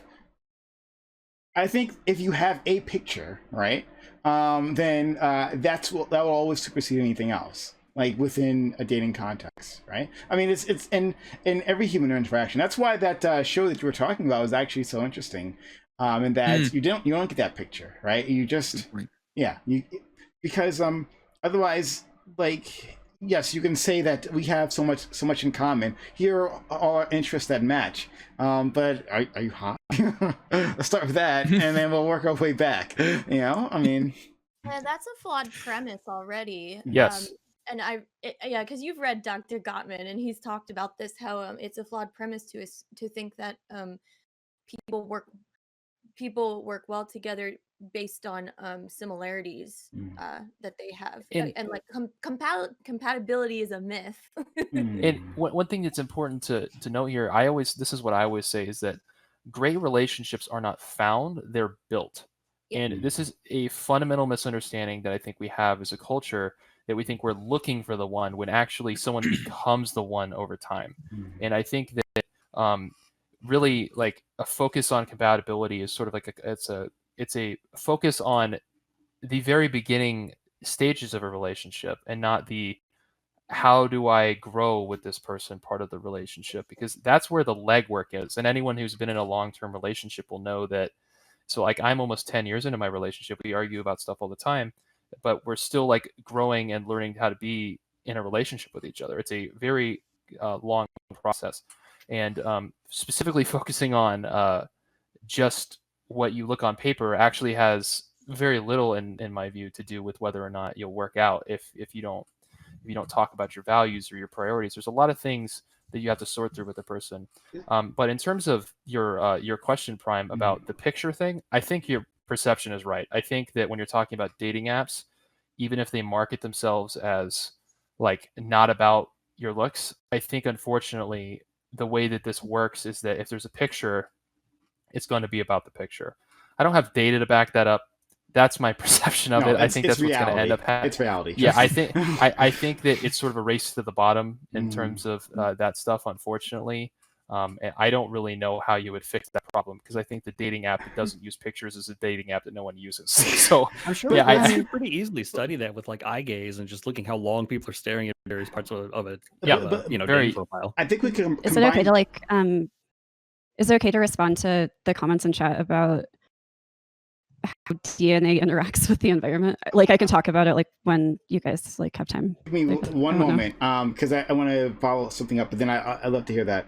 I think we combine the two, right? So you're saying that so the dating app, now it's blanking on me which dating app I was talking about. OkCupid, that's what it was. OkCupid is when it gives you like a chance to like fill out like a whole list of questions, right, to help you come up with compatibility, like your outlook on life, find people who are similar there, and then like it gives you like these profiles you can look at, right, people fill out, and then you can respond with like a lengthy message, right, and when, I've told this story on stream before, so I actually like was going to work the system, right, because I looked at profiles and women were like, all right, actually read what I wrote here, right? And respond to that. Don't say, hey, what up, right? Like, you looking hot, right? Don't do that. So I I would look at it like, oh, here's what we have in common, and here's things we can do together. And like, I sent a bunch of those out. The only responses I got from women were,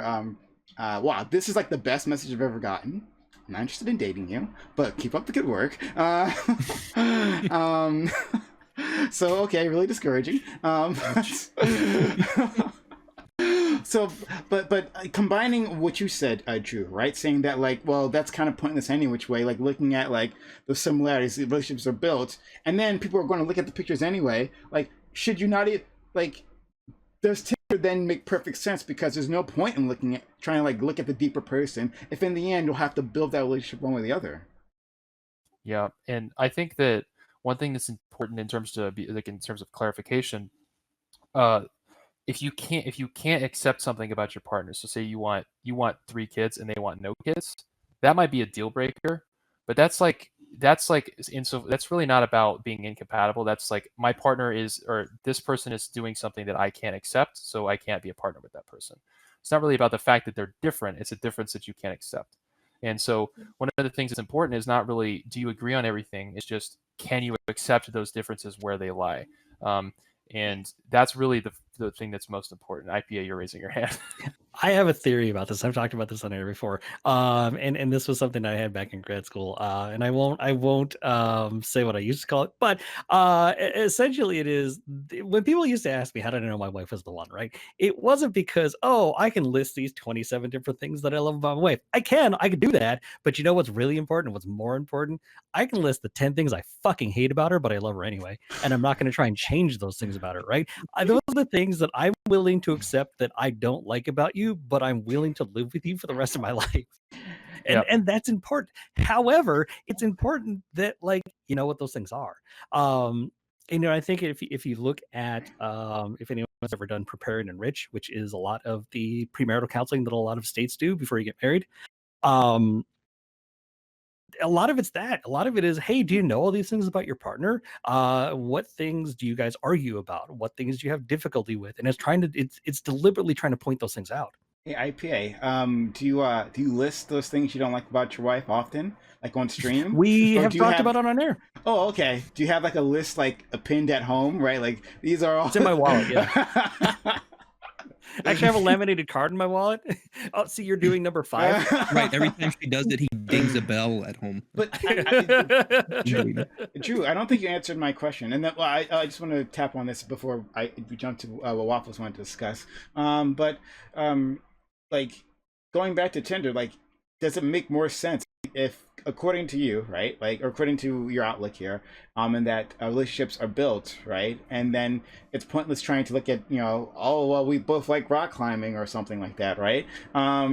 Then would it be better not to start with sexual attraction and then like hope for the best and build your relationship from there? So I think a lot of it. I guess what he's asking is, so let me make sure I understand. So are you saying that the compatibility stuff isn't as important because I'm saying you really are focused on acceptance and what can you accept? So is sexual attraction, are you attracted to this person, a good place to start? Is that what your question is? Yeah, basically, yeah. So what I would say is that, I think being attracted to your partner is important. Like, I think that's obviously like a big part of relationships, physical intimacy. So I think that's important, but I really think like, for me, and this is probably my bias, I think really just like picking someone and then like working with them and getting to know them is really what's important. I don't know. This is sort of complicated because this is sort of like intertwining with my own personal beliefs. But for me, putting sexual intimacy first is like it's sort of like putting like physical intimacy above like the relationship you're trying to build. So like, how can I, like, what do I know about this person? Do I like this person? What could I get along with this person long term? I'm not going to say there's anything particularly wrong. Like, if you're out there looking for physical intimacy, I'm going to say there's something wrong with it. You can say whatever you want. Know, Anna. What I would say is that objectification.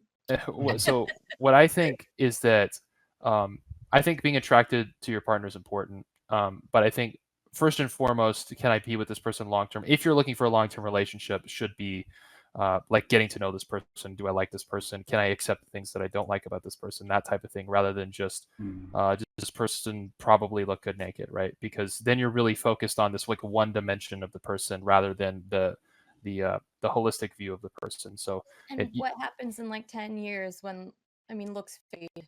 Yeah. We all get old and wrinkly. It happens. So I would I promise say it wasn't this ugly my whole life. so I would say quickly is that like one, I would separate sexual attractiveness from sexual compatibility, which is something like you brought up, right? So like I think those are two different things, right? And I would say that sexual compatibility is like a huge part of a relationship. So I agree with Vanna, like sexual attractiveness, that'll disappear. Absolutely. It's going to happen, right? But that sexual compatibility, I think that goes along with like, can I be with this person for 10, 20, 30 years, right? Absolutely. Yeah, no, and I totally agree. I took your question to be, should I basically just focus on how they look? No, and that's where I started. That's where I started. Yeah, because if you're talking about compatibility, that's obviously a huge part as well. That's important as well, for sure. That's a part of that like multivariate equation of your building a relationship with a person, for sure. Waffles, you want to talk about something in particular? Yeah, I wanted to like respond to what people were saying about like, I guess like things like changing your DNA and RNA. Like they were talking about it in terms of, I guess, like medication and psychological research. Yeah, and like the environment affecting your genes. So kind of the way that things usually work is like the your DNA is in the nucleus, and usually it makes messenger RNA that attaches to the ribosome in the rough endoplasmic reticulum to then make the protein. And they're basically packaged in the Golgi apparatus into different transport vesicles. I might not be like describing this correctly because I'm just going off of what I remember. All right. And those transport vesicles go and interact with like the rest of the body after going like through the plasma membrane. But the way that your body interacts with things is usually, so like all of your cells have the same DNA, but through something called like allosteric activation, it will react in different ways. And the pathways that it does it is really complicated. Like usually what happens is that like it, a signal like a hormone, I'm not explaining this well. Take your time. So usually things bind to receptors on the plasma membrane, which in certain pathways like would activate something called like phospholipase, which then leads to modifying something that is like, it's called like PIPP. And it basically travels on the plasma membrane to allosterically activate this thing called protein kinase C, because the way that your body changes the way that it reacts with other things is through phosphorylation, which is adding phosphate groups to different things. And it will kind of keep track on how much phosphorylation is happening to know when to turn it off using different things like dopamine and other like neurotransmitters. But so then usually a ligand binds to a gated calcium channel that's on the endoplasmic reticulum. This is for a specific pathway. So the protein kinase is activated and that mediates that biological response, but there can be other factors too, like calcium binding to things like calmodulin to act as another way to allosterically activate things. But it's really complicated, basically. And most doctors like know what they're talking about, so I would trust what they say. Yeah, for sure. Yeah, that statement is proof of why I'm not going to speak about medication, because so be very careful about what you say about medication publicly, because like it's way more complicated than people typically realize. So yeah. But that specific pathway, people also were talking about protein folding. Personally, like what I think is protein folding, we should be studying the parts of like in the process of forming that specific protein, there's a part where it's all just a long chain and there are different things that still different folding, and there's a part of the DNA, the RNA, that doesn't have genetic material encoded, but it's extremely important because we couldn't figure out things like how to synthesize insulin until we added that factor. So I think studying the parts that don't necessarily have genetic material would help us be able to fold proteins. Yeah. I'm sorry. No, thank you. IPA, you wanted to say something previously. Yeah, just regarding dating apps. Okay, so my wife and I one night decided, hey, let's make a fake dating profile, and not for the purposes of like catfishing anybody, right? I made it very clear that this was like a profile. Literally, all I want to do is read the questions and respond to them, and just talk about them live on the air. And so, one of the things that we were talking about is like, what is the purpose of dating? Well, I guess there's a couple purposes, right? First of all, is you got to know which one yours is, right? And be honest about it. Are you just looking for a relation, or are you looking for a long-term relationship? Are you looking for like just companionship, see where it goes? Are you just looking for sex? And that's totally fine. I'm not judging anybody for wanting any one of those particular things. Great, cool.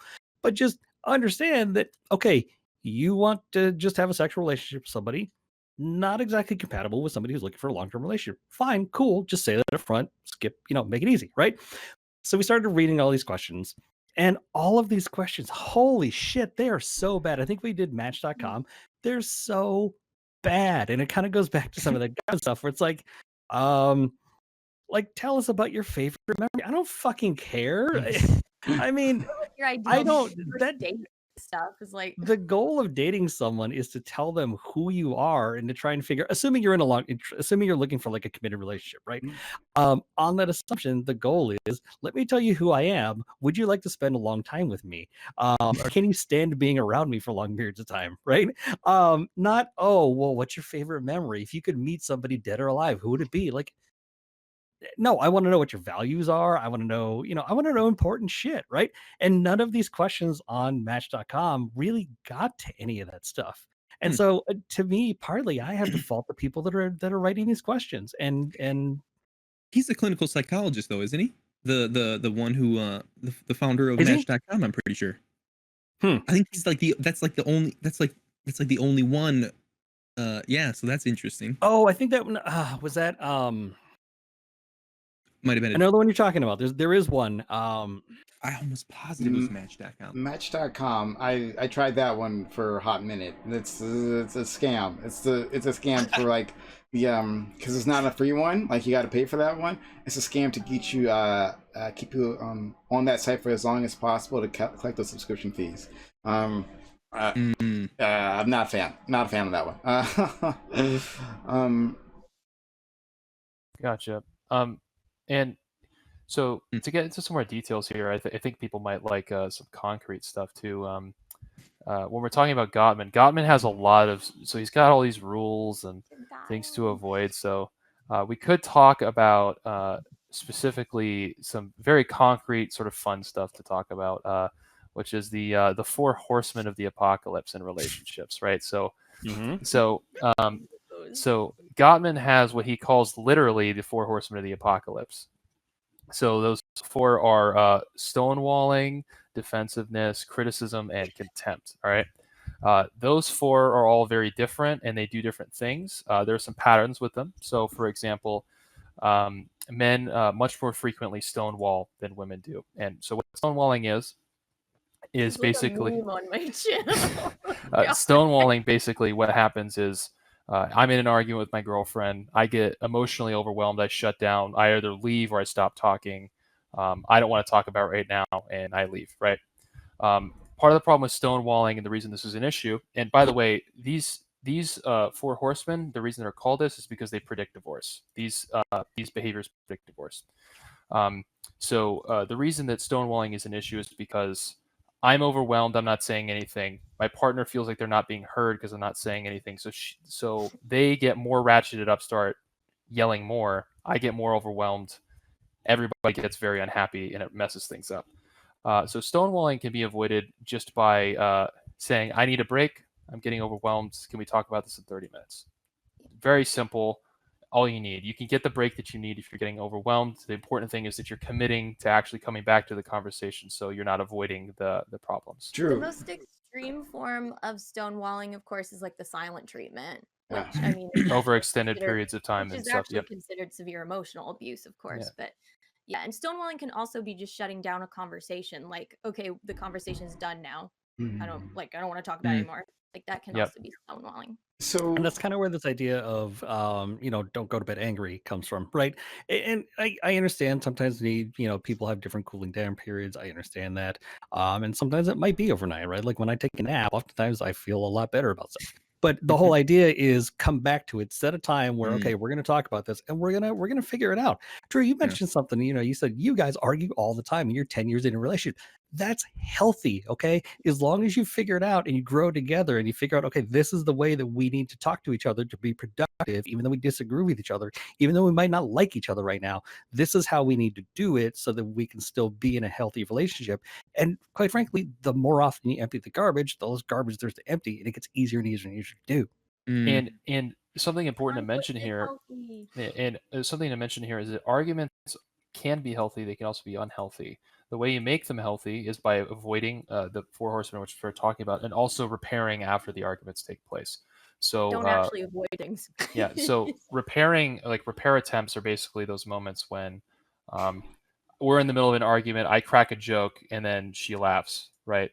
And it's very difficult to be upset and angry with someone and be really upset with the person that you just shared a joke with, and making sure to apologize for things that happened during the argument.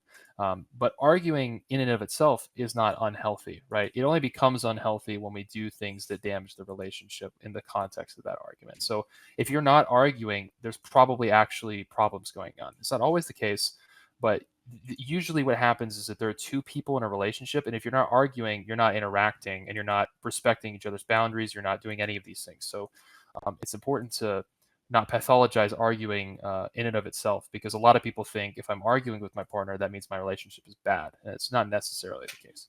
There's a lot of studies out there would say that a healthy relationship would both report that they're happy about 80% of the time.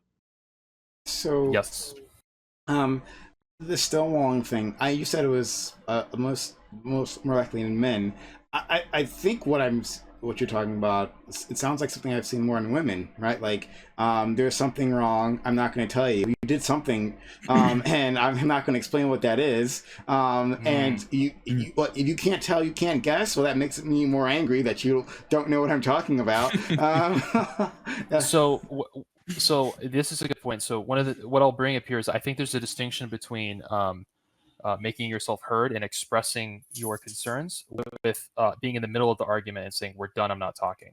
Because what you're talking about is if you don't communicate with your partner, that emotional baggage doesn't just dissipate, right? So if your partner's doing something that really upsets you and you never tell them about it, that stuff holds up inside you. You start to be resentful of your partner. You start to it comes out. That's where that contempt part comes in. Passive aggressive. This stuff will kill you. So it destroys the relationship too eventually. Yes, it does.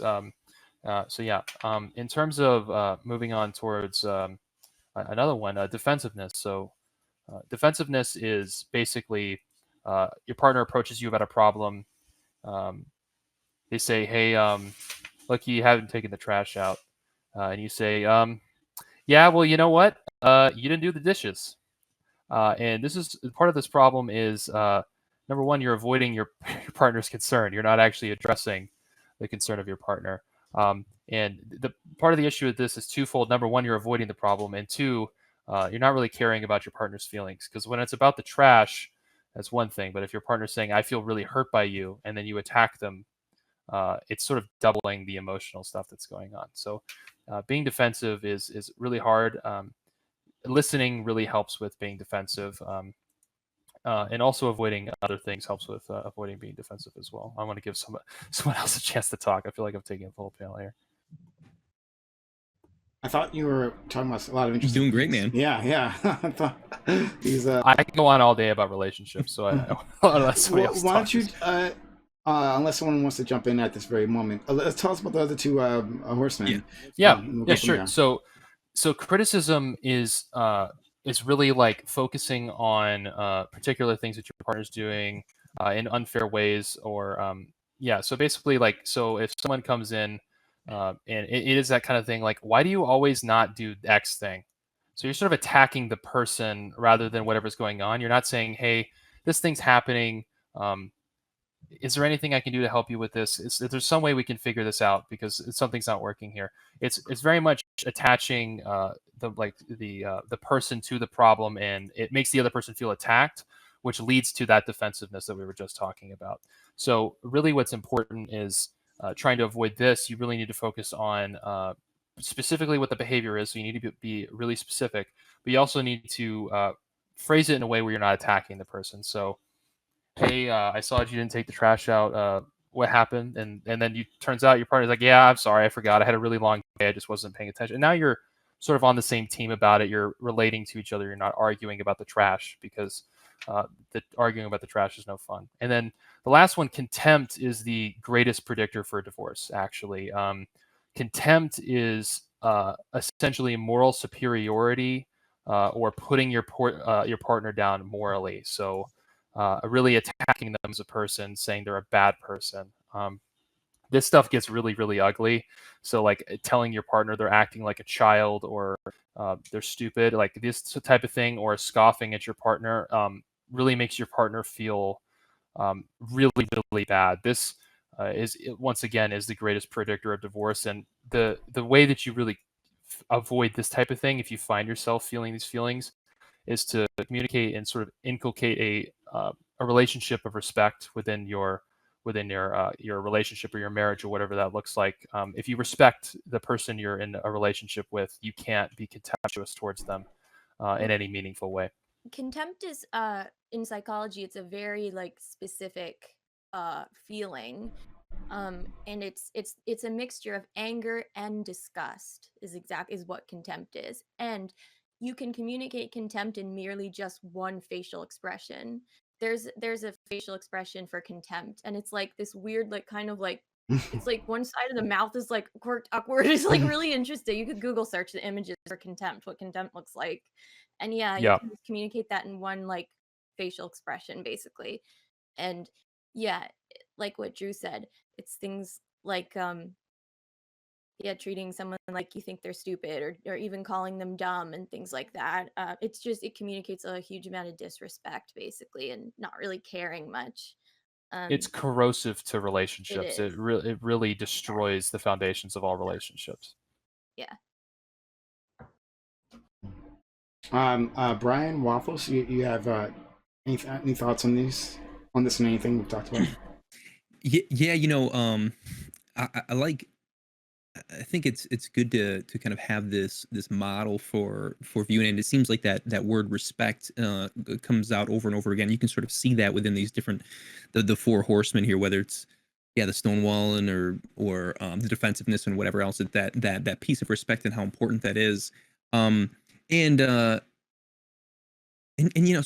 right. So how does a team or a couple sort of build that then between them? And I think that there's all kinds of neat ideas, but certainly that communicate. Like one thing I really like is when people almost sort of like dedicate a time to assess the status of different elements of the relationship, whether that be once a week or once every couple weeks. And this is for couples who kind of the communication's not really built in, it's not so intuitive maybe right off the bat, or they're maybe having some issues. Sort of, like for example, every Sunday night, it's we have the what do you want to call it? State of the Union. We talk about our union here, our relationship together, and so we might focus on how's communication, what intimacy, financial stuff. What about stuff around the house? Maybe we pick 6, 5, 7 things, and those are the categories that we discuss, and we try to check in on those once a week, once every couple weeks. And just see how things are going. And so if something was left, there was a stonewall issue that took place or something like that, or something was left, it could be likely that maybe that'd be brought up, in that particular discussion. And so giving the relationship a chance to sort through some of those. And I know Gottman's really big on how we communicate too, like the words that we use, you know, just really focusing on, you know, like if I'm talking with you, I'm talking about the way that I feel and whatever. So I'm gonna say this. I'm not gonna be pointing at you and whatever. And so he's really big on trying to get couples to um yeah, work on how to effectively communicate, and maybe then that'll go a long way. Because one thing that was said is sometimes we like to do this thing where we say, you know, you always blah blah blah, or you are just that kind of person, you know, that does this and that or whatever. And you know, those are like huge statements, instead of you know, kind of how Drew was saying it, where we want to maybe separate out the uh behavior. You know, it's like Not when you do attributing things this. to them as a person. Yeah, Yeah. totally. And you do, and this is the same way it is with parenting. You know, how you wouldn't say this to a kid. You wouldn't say, "You are so." I mean, well, maybe you would. Maybe some people do. Maybe some people have heard this before. Maybe in a different generation, like, "You are so selfish. You are so dang selfish, and you never blah blah blah." Or you I don't know, whatever. You just kind of label kids with a particular trait, and you can just see how as a person ages, then they begin to sort of Internalize. wear that. Yeah, Mhm. yeah, Yeah, exactly. just saying, "Hey, that behavior that you're doing, that's not nice." Exactly. Like I'm not like buddy, I'm not angry with you, man. I'm angry at what you did. Like this over here, like not okay, man. You smacking your brother over here, like I'm angry about that. Like I love you, man. Like I love you, but this over here, this is not a good thing. What you just did over here. Yeah. You're Yeah. supposed to like focus on the behavior and not attack the person. Like Hmm. you're supposed to be like, hey, this what you did felt rude or something like Yeah. that. And you Mhm. Yeah. don't say like you're rude. Like Hmm. that's the difference between labeling and yeah. And Totally. and one thing that I think may come up here is that a lot of people think, oh well, this sounds all very fine and intellectual. But when I'm upset in a conversation, how am I supposed to turn the anger off? And one of the things that, once again, going back to the Gottman, is that one of the things he talks about is this thing called positive sentiment override, which basically what this means is that your relationship's going good, generally speaking. So not just avoiding the bad, but inculcating positive things. So there's a lot of things you can do to make your relationship positive, and we can talk about that. But what's really important is that if you're in an argument with a person, um, when you're having a lot of arguments or the relationship's really bad, it's really hard to extend these charitable things to them. But when the relationship's going good, it's not very difficult because you have a very good, strong relationship with that person. So, not just avoiding the bad is not good enough. So, like creating a strong, meaningful, good relationship is really, it really can outdo the work that some of these negative things can do. So, when you're talking about like communicating about those regular things like that, finances, intimacy, or just making sure that you're familiar with what your partner's doing day to day. How's work going? What's going on? Why is Becky talking crap about you at the water cooler? What's going on there?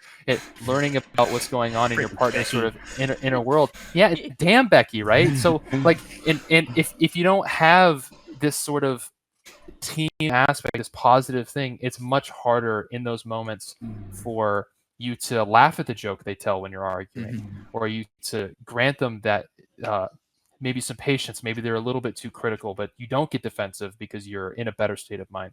So, like I said in one of the other topics, focusing on not just the negative, but the wellness of the relationship, the health of the relationship is more important than just getting rid of the negative. It's not enough. Um, like IPA was saying about the 80% number, one of the things that they found is that you need this 5-to-1 ratio, positive to negative, in relationships. 1-to-1 isn't enough. 5-to-1 is what you need to have a really positive and strong relationship. So I've got like a few questions, but not all of them. Some of them are a little bit of tangents, but like That's fine. marriage counseling. Is that different from couples counseling? Right? Like once you add like that piece of paper, does it like qualitatively change like how you have to tackle these and does it change Oh, how I see what you you're saying. deal Okay. with it, and then how couples interact and how they interact with you? Like, does that change? Yeah, that's a good question.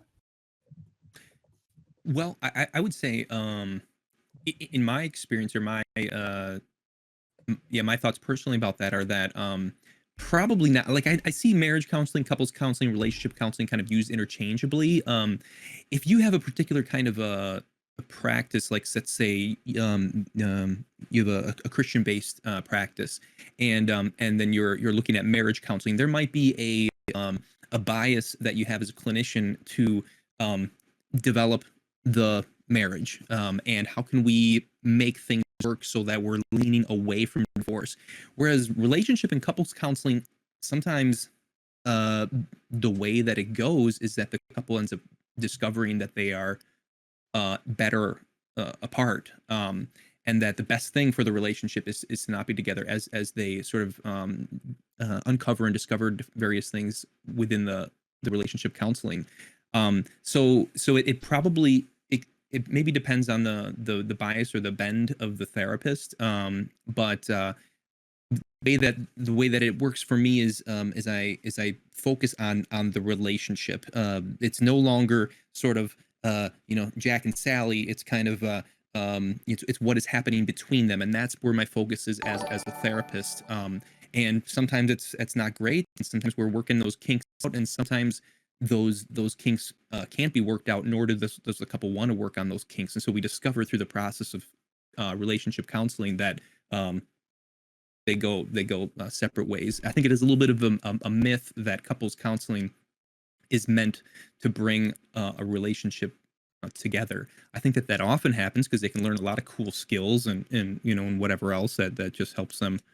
And they're communicating, they're learning more about each other, and all that stuff just builds a relationship. And so throughout couples counseling, a lot of times things move toward each other, but sometimes not.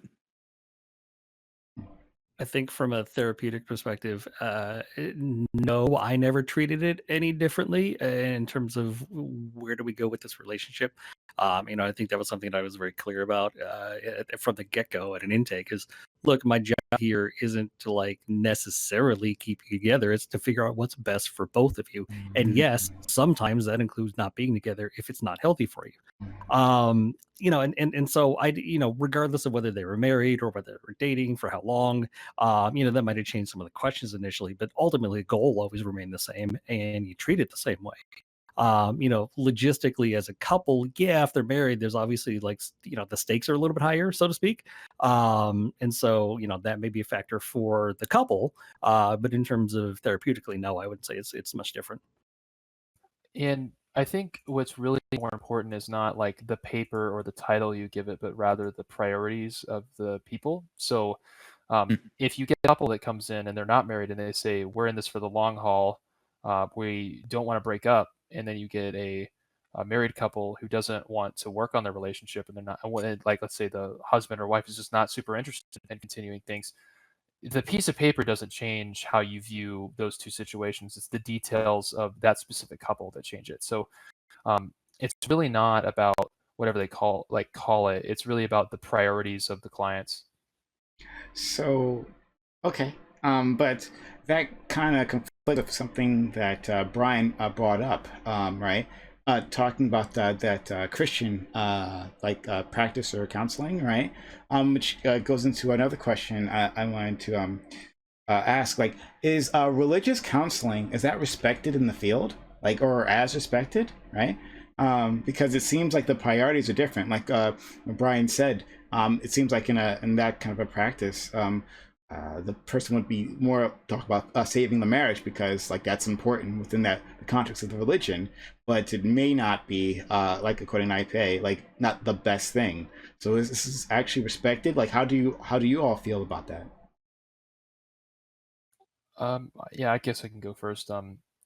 That's a complicated question because it really depends on the clients, number one, and what their values are. If they're going to a Christian counselor specifically because they want to see a Christian counselor, and they want those values embedded in their counseling. There are also counselors that are counselors who happen to be Christian, for example, which is sort of different, right? It's meaningfully different because it's I'm a religious person, but that doesn't change my counseling really. It's not really a part of my my theory or the way that I would practice. But another thing to keep in mind is that there are issues that come up sometimes with religious counseling. I know personally people who have been really hurt by the weaving of religious teaching into counseling. So um, sometimes people can feel like the priority is more about like the values of the religion rather than the therapeutic relationship or the specifics of the situation. So rather than validating your like, well, this says this, so what you doing, buddy? So that's a really hard question to answer.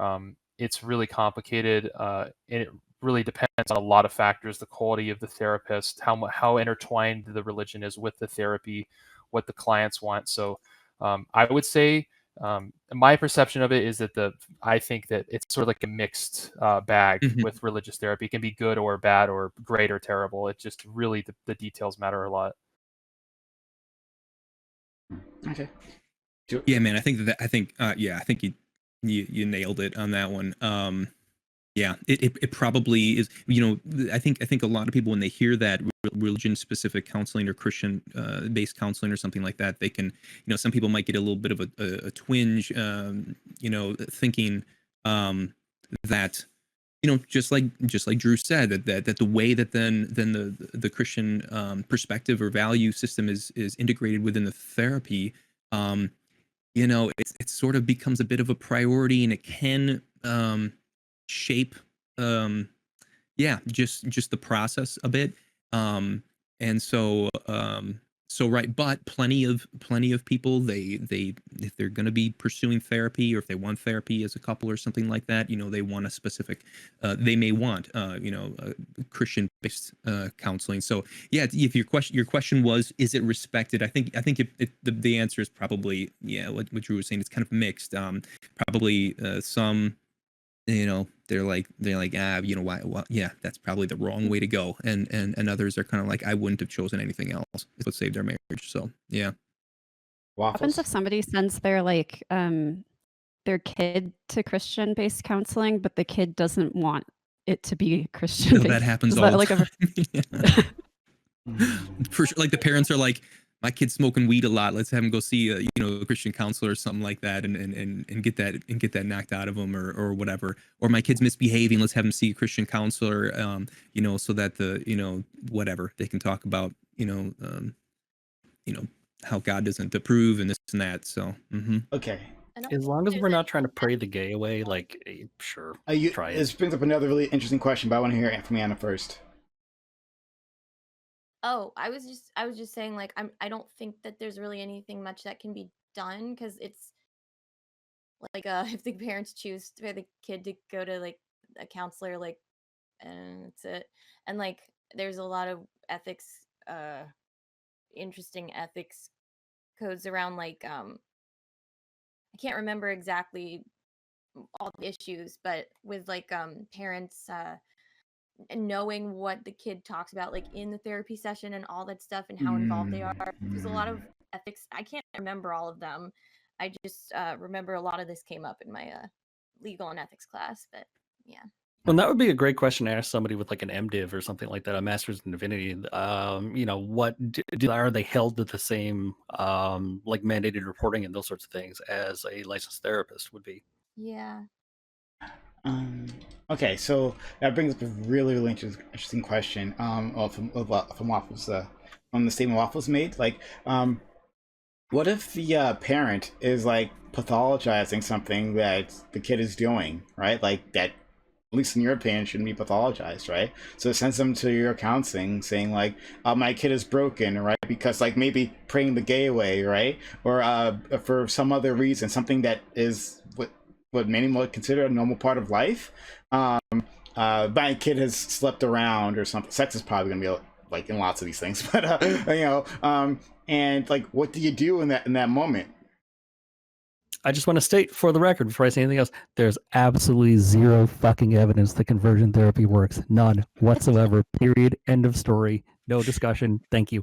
That said, there are times where sometimes it is a therapist's job to educate parents they will take their child in and they will say, oh, and largely with younger children, it's, oh, my kid has ADD, right? I think that's probably the most common one nowadays anyway. And sometimes it's a therapist's job to educate parents and go, okay, here are some normal developmental things that your child's experiencing. I don't think it is. I understand. Here's some things that we can help you work on. If you want to continue therapy here, that's great. Here's some things that we can work on to try and curb some of that stuff. But look, let's be real, it's normal. And I would say, number one, to alleviate people's concerns. So like conversion therapy has sort of been rebranded as like reparative therapy or whatever. Things like reparative therapy or conversion therapy are considered so harmful that they are unethical to practice, even if the client asks for them. So to be clear, you would get your license revoked if you were trying to do that. It's a serious. So like we have multiple duties as counselors. So there's like a list of them. So like a couple of them are like to do no harm and to respect the autonomy of the individual client, right? And sometimes the duty to do no harm rises above the autonomy aspect, and sometimes the autonomy rises above the other thing. So there's weighing of values, but when the harm gets so great, the field has decided that things like conversion therapy are not to be allowed, even if clients want them. So that's yeah. Just a quick correction. That's not necessarily the case. They have yet to pull Marcus Bachman's license. Michelle Bachman's husband, who Michelle still Bachman? practices that crap. That's unfortunate. From what I understand, the ACA's position on this is currently that you cannot do it, is according to the ACA ethics board. That's what I read too. Yeah. Yeah. That's unfortunate to hear. It is. So, but other than conversion therapy, which is like the most extreme of this, right? But like, yeah. So, what would you say about like a kid smoking pot or drinking, right? That like underage drinking, which a lot of kids do, right? But like a parent comes in and says like, fix them. Like, Yeah. What would you do? I think that's actually a hard question. I think my main concern with, so like specifically with alcohol, there's like actually harm associated with alcohol, being like a drinking alcohol underage. Yeah. I'm concerned about some of the negative consequences associated with like marijuana use and mental health. If anyone wants to object to that, I'm happy to talk about marijuana use and mental health whenever you want. I've got citations on it. I think it's fine for adults. That's fine as long as your brain's fully developed and stuff, but it can be harmful to kids. But in terms of like the balance of the parent's autonomy versus the child's autonomy, that's a very, very complicated question ethically. There's like Anna was saying, there's a bunch of complications in terms of confidentiality, because really the parent has a lot more control in these situations than the kid does. Unfortunately, I think that it's the role of the counselor or therapist to do no harm. You can't do things that are wrong. You can't like do something just because the parent wants you to if it's wrong. But there's also a lot of balance for the parent's autonomy over their child. So I'm not a child's therapist. This is one of the reasons that I'm not doing children's therapies, because this is like a complicated ethical conundrum that I don't really know how to cope with. But perhaps people have other experiences that could help talk about this more, because this is a question that I've sort of happily avoided, if I'm being honest. Yeah, I mean, and that conversation I think does come up quite a bit with parents who they have something on their mind, or they're really worried about their kid, and I'm meeting with the kid. I'm like, it feels like fairly typical adolescent behavior, and sometimes that conversation does happen in a way. Again, it has to be like you just have to be really careful, I think, as a therapist, with how that comes about and what kinds of things you're telling a parent. But I do also have conversations with parents like, like a kid is found with a bunch of stuff on their phone, picture messages and this and that sent from other students, and and they're minor, so I actually would talk with the parent, like, tell me, like, what's kind of, where your values at, and what kind of system are you running at home? And because I'm as long as it relatively appropriate. I want to be able to work within that system. Because it'd be a not that this would ever happen, but not be a great thing if I'm telling kid, hey, this is okay and that's okay and whatever else, and then that's directly against the parents' thoughts and value systems. So oftentimes I think the therapist has to sync up with the parents and yeah, and then kind of whatever, sort of have that conversation. But it does happen periodically where just got to kind of level with the parents, and it's an awkward conversation, and sometimes but if it's done again, if it's done in a real tactful way, like almost like a wondering, like, have you ever thought about the maybe how other parents' experiences are with this particular issue? And sometimes if you phrase it a certain way, parents are gonna be like, I don't care what other parents think about this. I'm talking about my kid, and it's like, okay, well, that one didn't fly so well. That was the wrong way to approach that question. But then you get kind of try a little bit, but sometimes it just kind of gets to that point where it's like, I gotta level with you. This particular issue here, I wouldn't consider it to be, it's not a mental health disorder, or nor is there any evidence that this sort of behavior leads to mental health issue. This is fascinating. I could keep digging into this question because I think there's so much more to unpack here. Holy crap! We could just talk about this thing. But did anyone have any experiences with therapy as a child, good or bad? Just the interaction. I'm not asking what happened, but good interactions, bad interactions, how that worked with your parents. You want to share that or not? If not, it's okay. No worries. I just curious. I just don't, unfortunately. Okay, sure. There was one point where my mom sent me to therapy for being a teenager. Okay. Basically, because I wasn't agreeing with her on everything. It happens. And again, that's what I'm saying. Sometimes it's the therapist's role to just educate parents. This is not a mental health issue. This is, again, maybe there's some things that a therapist could do to help curb some of the behavior, if it's really that disruptive. But sometimes you're just being a little kid or being a teenager or whatever, right? Shit happens. I feel like sometimes too, it's in what I've noticed, it's right at this like prepubescent, right at this 11 to 13 spot where the kid's I don't want to talk to my parents anymore, and they used to be I used to tell my parents everything, I'm telling about this and that, and then there gets to be this age where it's all of a sudden they just stop talking to their parents, and their parents are freaking out and what's my kid's holding something. That's what my mom did. She was like, something's changed. Something's changed. I don't know what it is. Yeah, Mom, it's called puberty. I don't know what it is. Yeah, exactly. Well, I know what it is. Yeah. But I think a lot of parents get, they get really freaked out about that. Please meet with my kid and let me, at the extreme end, it's let me know if there's anything going on or whatever. But it's kind of maybe an in tune parent will say, I don't know. They used to talk to me all the time, but and now they don't, and I'm just worried something's wrong. Maybe they'll talk to you. So sometimes it's a good thing, but. What if it's behavior that's developmentally not normal or whatever? If it's developmentally inappropriate for their age or something, but not necessarily indicative of a mental health issue. That's Can you give a for example? What? Can you give a for instance?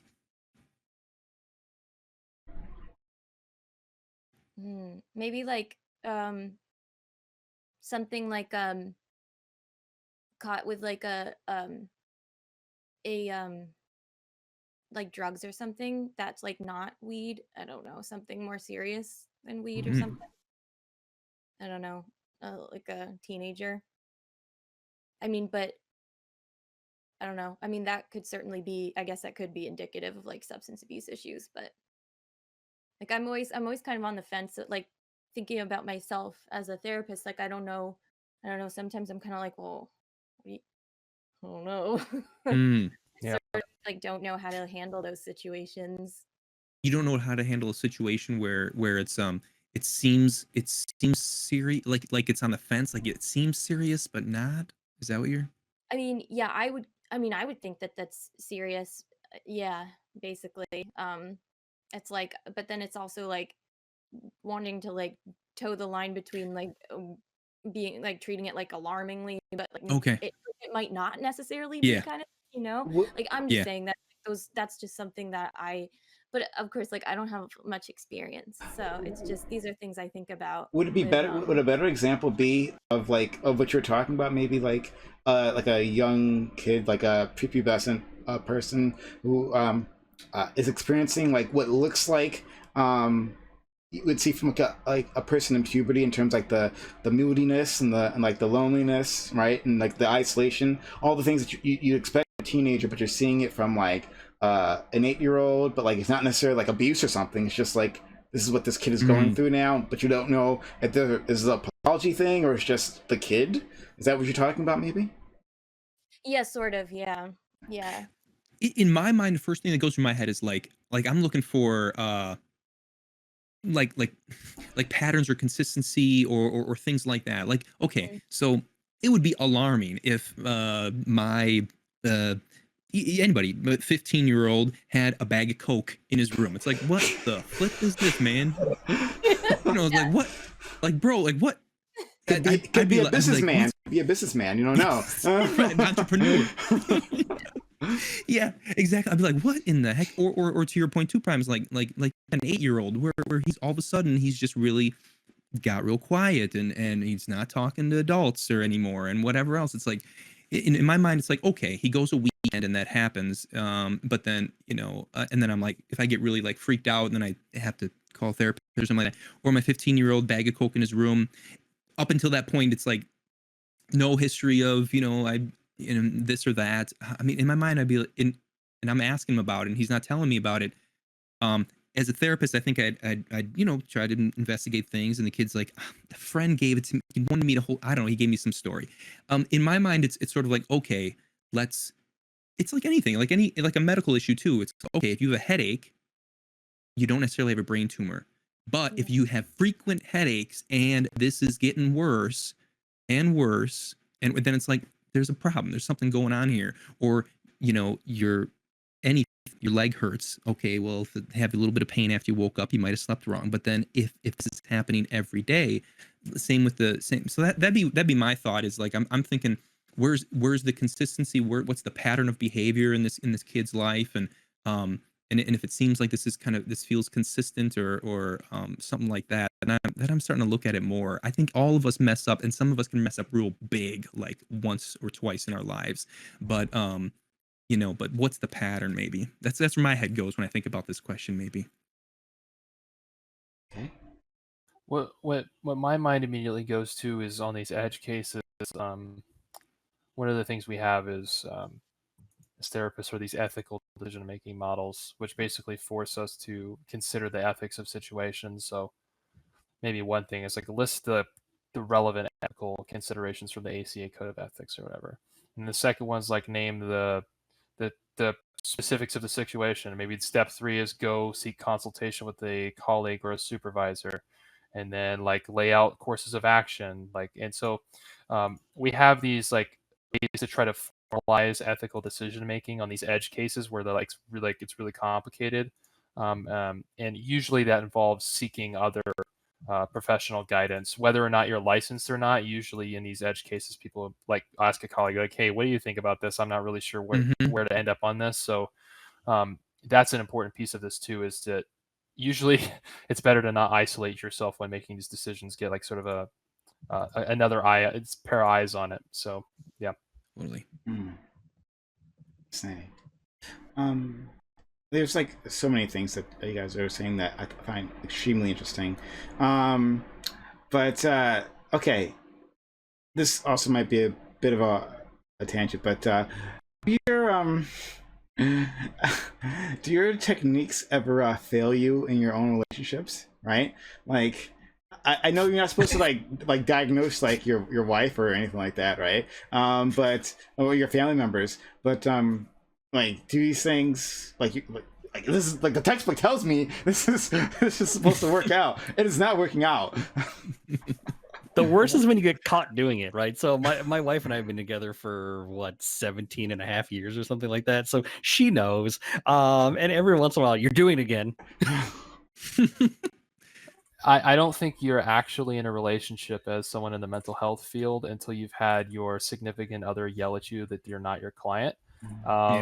Yeah. So so true. so the thing is, especially what's important is that when you're like acting as a clinician or a professional, it's very different than being in the relationship. Being close to it makes things much more difficult. So like, even though I can talk about how bad stonewalling is, I'm terrible about this and I have to work on it a lot. And it's something I have to work on. And sometimes, I mean, the truth is that people aren't chessboards where we can play knight, whatever, and then all of a sudden they have to respond in a particular way. So things are always much more nuanced when you actually get into the meat of things. So yeah, in terms of like, do techniques not always work? Sure. Yeah, that happens all the time. Things And are that much more goes down- complicated. sorry. Yeah, go ahead. And that You're goes good. down to an individual basis too, right? Going back to what we were talking about earlier, being seeing different therapists, firing a therapist, right? Everybody has their own particular view of how psychology works and how therapy works. And sometimes you ask a question in a certain way and it just doesn't connect with the client, and that's okay. It's why it's good to have, as a therapist, it's good to have other methods, other theories that you follow or you understand, that you can maybe try and rephrase that question or go a different direction with it. But yeah, and it's not always going to work, right? There are some times where you're gonna butt heads, and like, no, this is the way that I freaking understand this. Why don't you get it? Well, like therapists can't do therapy on themselves, just like doctors can't be their own doctor, because when it comes to you, you're biased. Like you don't have as much insight as somebody looking from the outside would. And same with other people in your life. Because you're in the situation, you can't see it from like a unbiased perspective. Yeah, and something that I just want to piggyback off that. One of these distinctions within therapy is this distinction of content versus process. And this distinction is basically, so if I'm having a talk with a couple, let's say, content is they're telling me about what happened specifically of their argument. So she said this, and then he said that, and then yeah. Process is, how are they relating to each other? Is one person talking over the other person? What are the dynamics of the situation?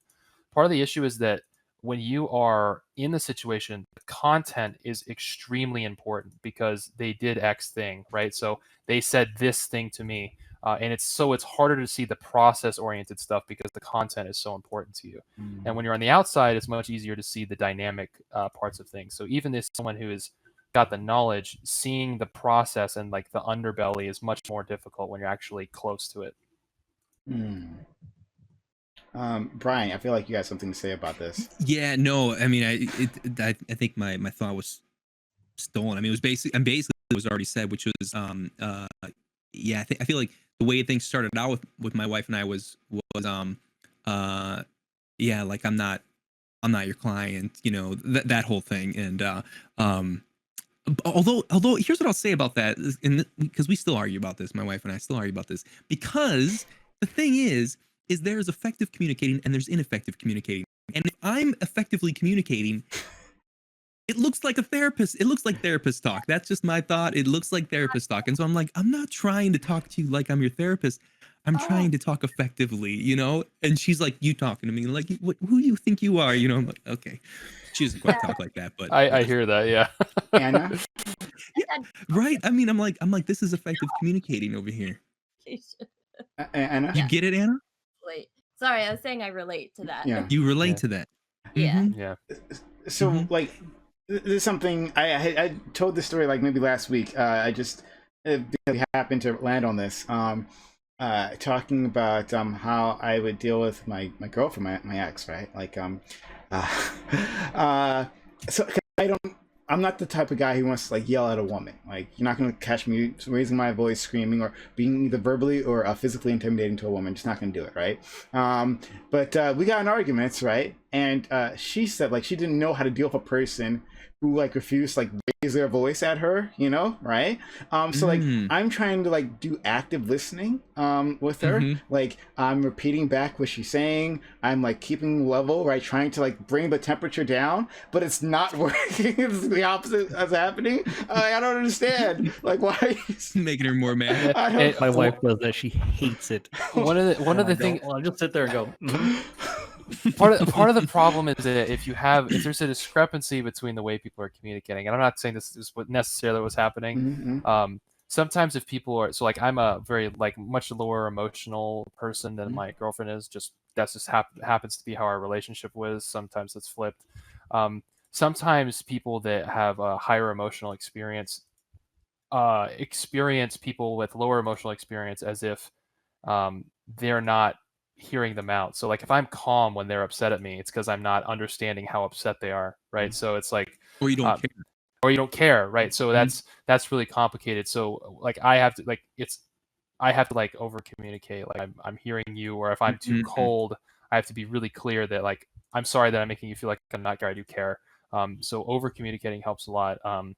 But yeah, that I understand what you're saying, because like sometimes being calm to some people means if you're not upset, you're not actually in it with you. You're not with me with you. Yeah. Do therapists make bad clients? Like if a therapist was seeing a therapist, would the client therapist Strongly be like, recommended, by the way. Most therapists have a therapist. Yeah. Yeah. Totally. That's a complicated question. I think that really depends on the person, right? Because like sometimes, so this is sort of a separate issue, but it's sort of getting at the problem. So if I know a lot about psychology and I go take a personality assessment, I know what the questions are asking for, so I can kind of mess with the test if I wanted to. So like if I go in, I know that this question is about openness. So I can get whatever response I want because I know what the results are looking for. So if you're like an insightful therapist going to therapy, you won't do the thing like where you're trying to avoid the thing. You'll actually be confronting like your actual problems and go to a therapist that challenges you.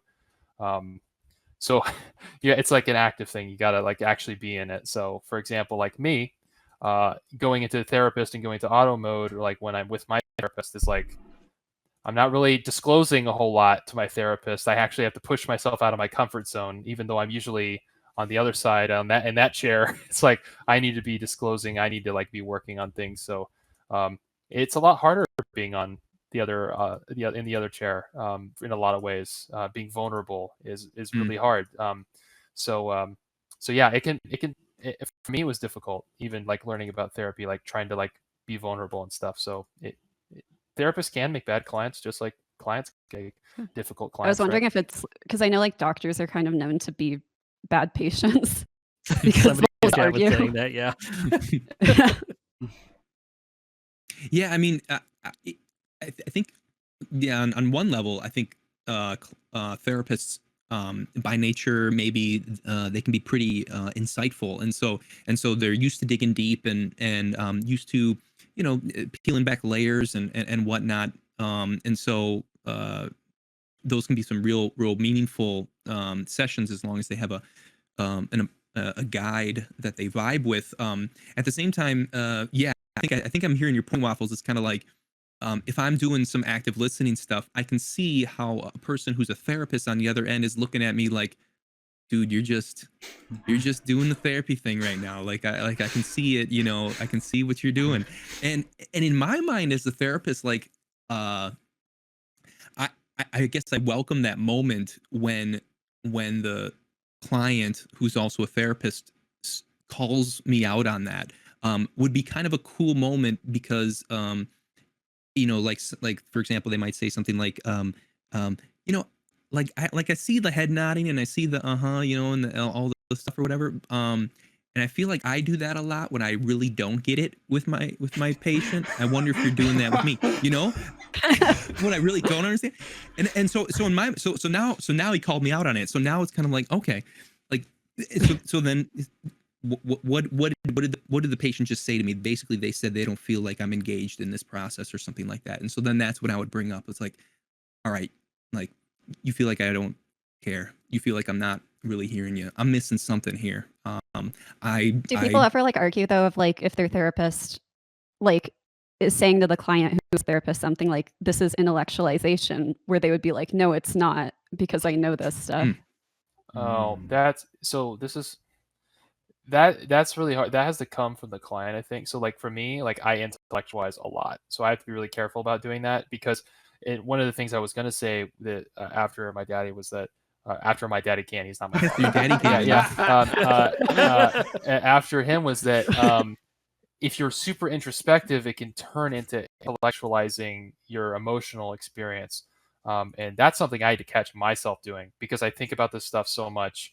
I wasn't feeling it, like hardly anything, even with my therapist, right? So that had to come from me. My therapist didn't confront me about it. And then when I brought it up, he was like, yeah, you know what, that makes sense. I see that maybe you're doing that a little bit, and I'm glad you brought it up. And I want to second something that he just said, that bringing up like the like in the moment dynamics, like I'm not sure you're getting me, or I don't really want to be here. That's like meat and potatoes, juicy stuff for therapy. Like Best. that stuff is like so like husband and wife come in, husband doesn't want to be there. First thing I'm talking about. Like that stuff's like super, like, I mean, like you're getting to juicy stuff immediately. So don't feel afraid to bring that up. A good therapist like really like likes that stuff. That's really good, like groundbreaking stuff. I would say I actually had an opposite experience from you, Drew. I felt really comfortable because I felt to some degree that was somebody that understands, has a shared experience, understands what I was going through and some of the additional stress. It got to a point though where it became a little bit too like me personally got to like meta-knowledge about it, and they had to stop me and be like, okay, stop. You're way overanalyzing this. Like, I'm the therapist in this case. Let me do my job, right? Yeah. And someone asked in the chat, what is intellectualizing? So I'll give you an example. So rather than so like one of the things that so I've had to work on feeling rather than thinking. Okay. So it's easier for me to think about my experience than to feel my experience. So I can talk all day about the nuances of my inner workings and how something may be affecting me in X way rather than actually experiencing what I'm talking about. So intellectualizing would be like I open up to my therapist about something, and rather than sitting with how that makes me feel when I bring it up, I'm talking about the nuances of how it could affect me, how it relates back to my childhood. I'm not analyzing it. I'm not being present with my emotional experience. And that's what we mean by intellectualizing, because it's really, for me and for some people, it's a form of avoidance, where it's easier for me to intellectualize things than actually to feel things, and that's something I've had to learn to do. So that's what we mean by that. I think it happens a lot less, Waffles, where, at least in my experience, where there's like a disagreement in terminology or something, where it's like I'm thinking this is a personality disorder, and they're like, I think it's bipolar. Where I'm having that kind of argument with a therapist client. I feel like that. I don't think I've ever had that before. So it seems like it's, I don't know, I guess. Whereas I can see in a medical profession where the doctor comes in, because his arm is this or that, and then they get diagnosed with something that they don't believe is accurate, or I feel like that could probably happen a lot, more in the medical profession, maybe less so in a therapeutic space. I have a friend who, like, her husband is a surgeon, like a ER surgeon, basically. And because of his job, he has this bias of thinking no problem is an actual problem. So like they had this thing happen where like he ended up he got really sick and he didn't do anything because he was like, this isn't an actual problem, because he's used to seeing like so many worse things. I was gonna say I have a good definition on intellectualization from Go for it. From my one book from my class. From the textbook psychodynamic perspective, which, by the way, they're the best with defense mechanisms. Okay, here. Intellectualization. The person using intellectualization is the name given to a higher order version of the isolation of affect, so like emotional affect, from intellect.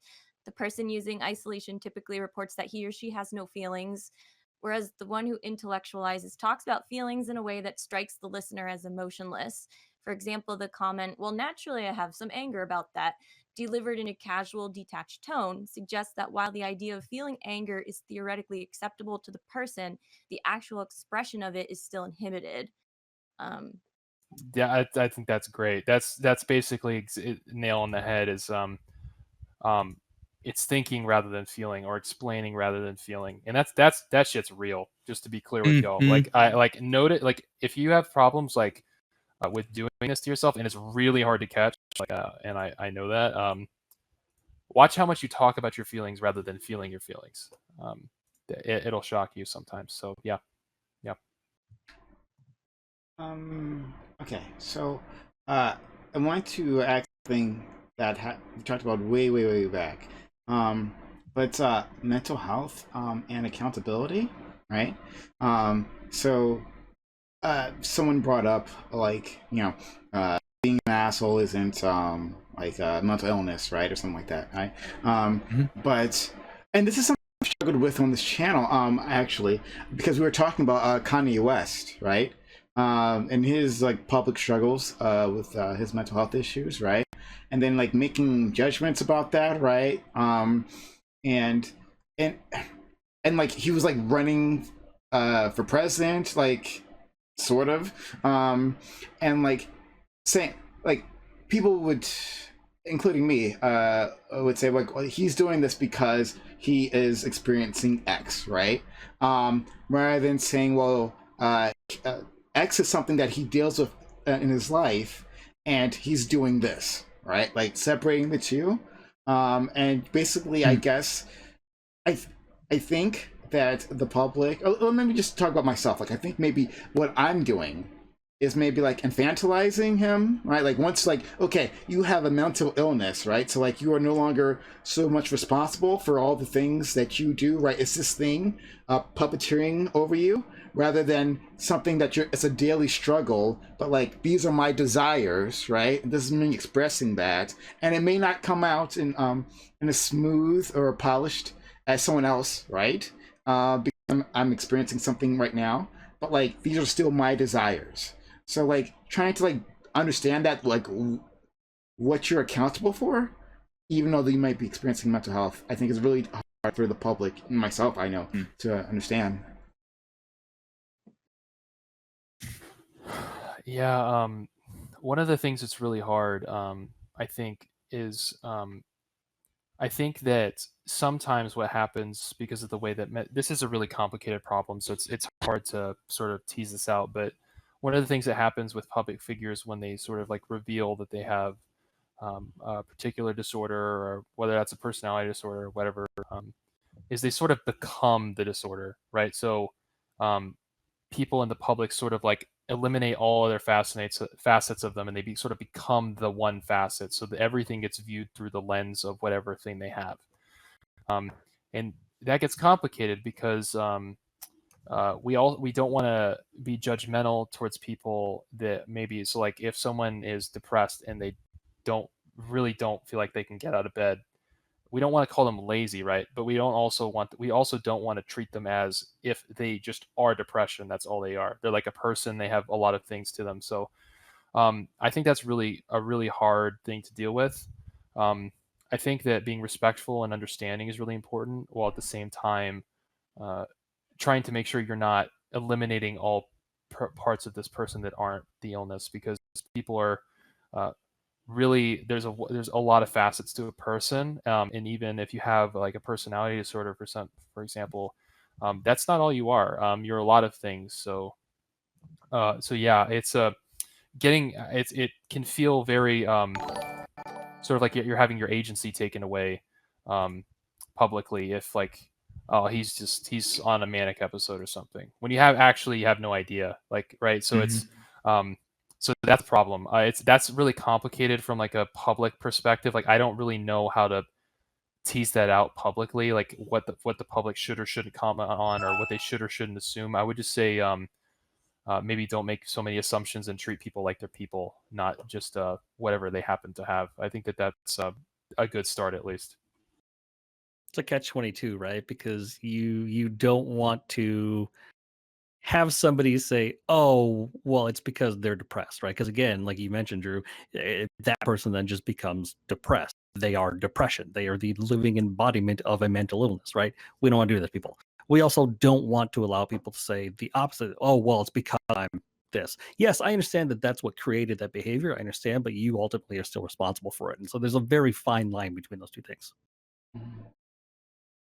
Yeah, I wonder if this is where right, that separation between person and behavior thing comes about too. Like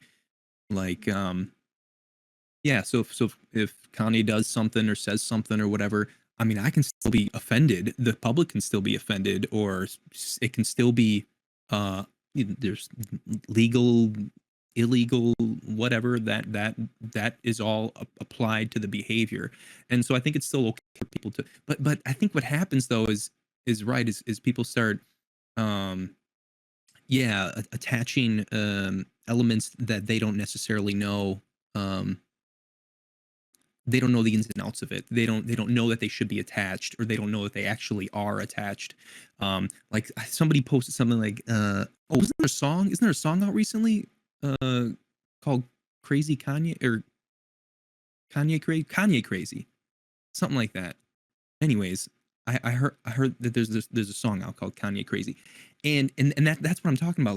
Like that to me is like oh man, like that feels like a real step back, uh because um I guess it sort of takes the struggle of whatever the person's going through. I mean, real life struggle. I mean, who the heck knows what this? I mean, what's this guy doing when he's at his home by himself? I mean, we just, those are the kinds of things that we don't see, and that's the kind of piece of a mental um, illness that I think sometimes we forget when we start looking at public figures. But again, I wonder if it has to do with sort of teasing out or separating out the person from the behavior, like a lot of folks are saying in here.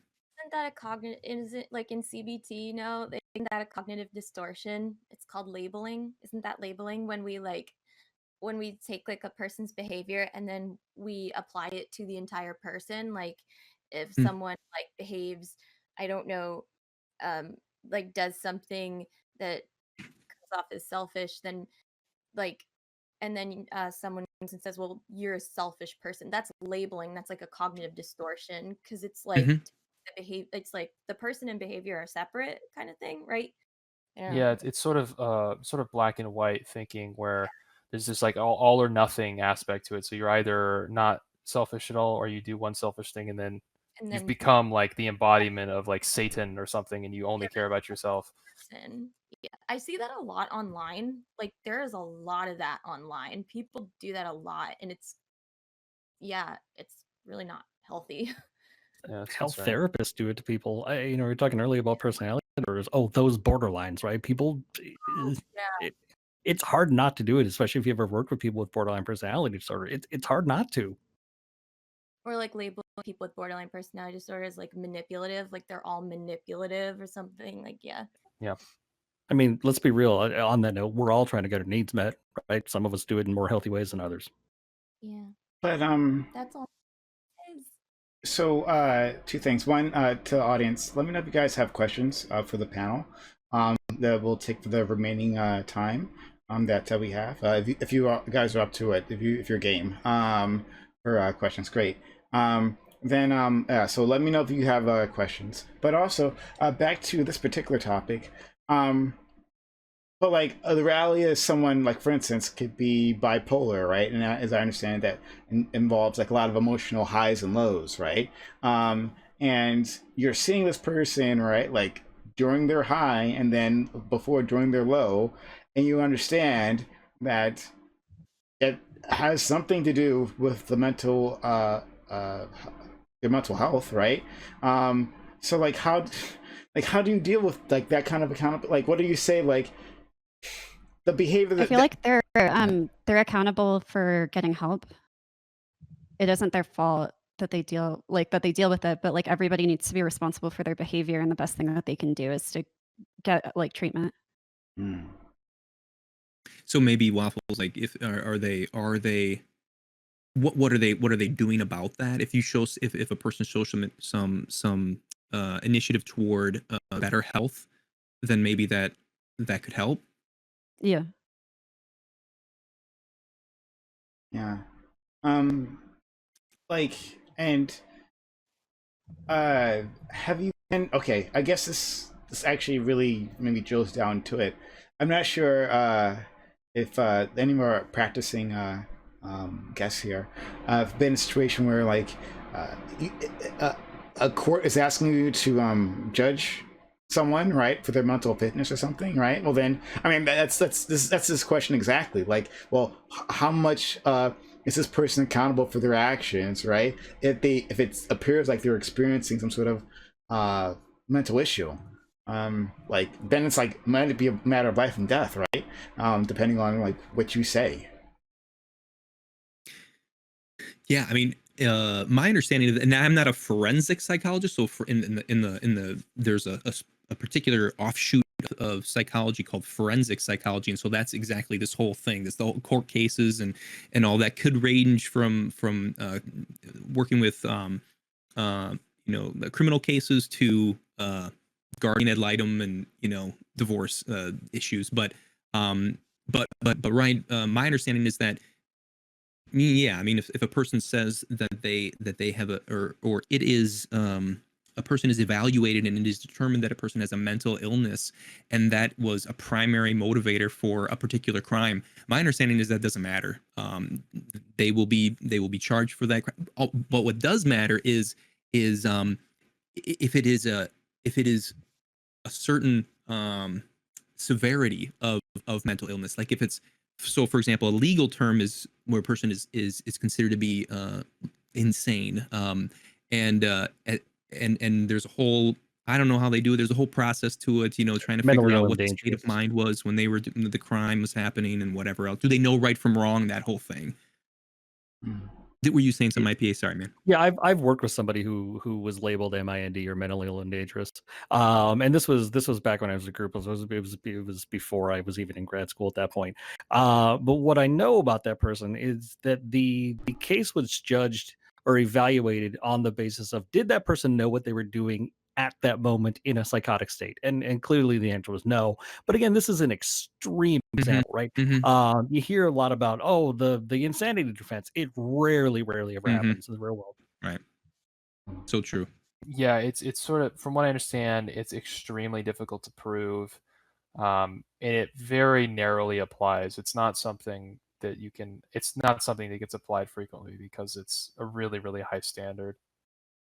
And this is also complicated because this is really like a philosophy question, not like really a psychology question. This is sort of like, what do we hold people responsible for? And that's a hard question. And that depends. It's difficult because number one, there's a separate conversation about, okay, so we've decided they're guilty. What do we do with them? And do we have a distinction between treatment versus locking somebody up? Does it matter what happened in terms of how we act with that person? Are they going to a hospital or a jail? So I would say I don't know enough about this, legally speaking, to give you a good answer. But it's a hard question philosophically to determine what the right or wrong thing to do is. To be honest, yeah.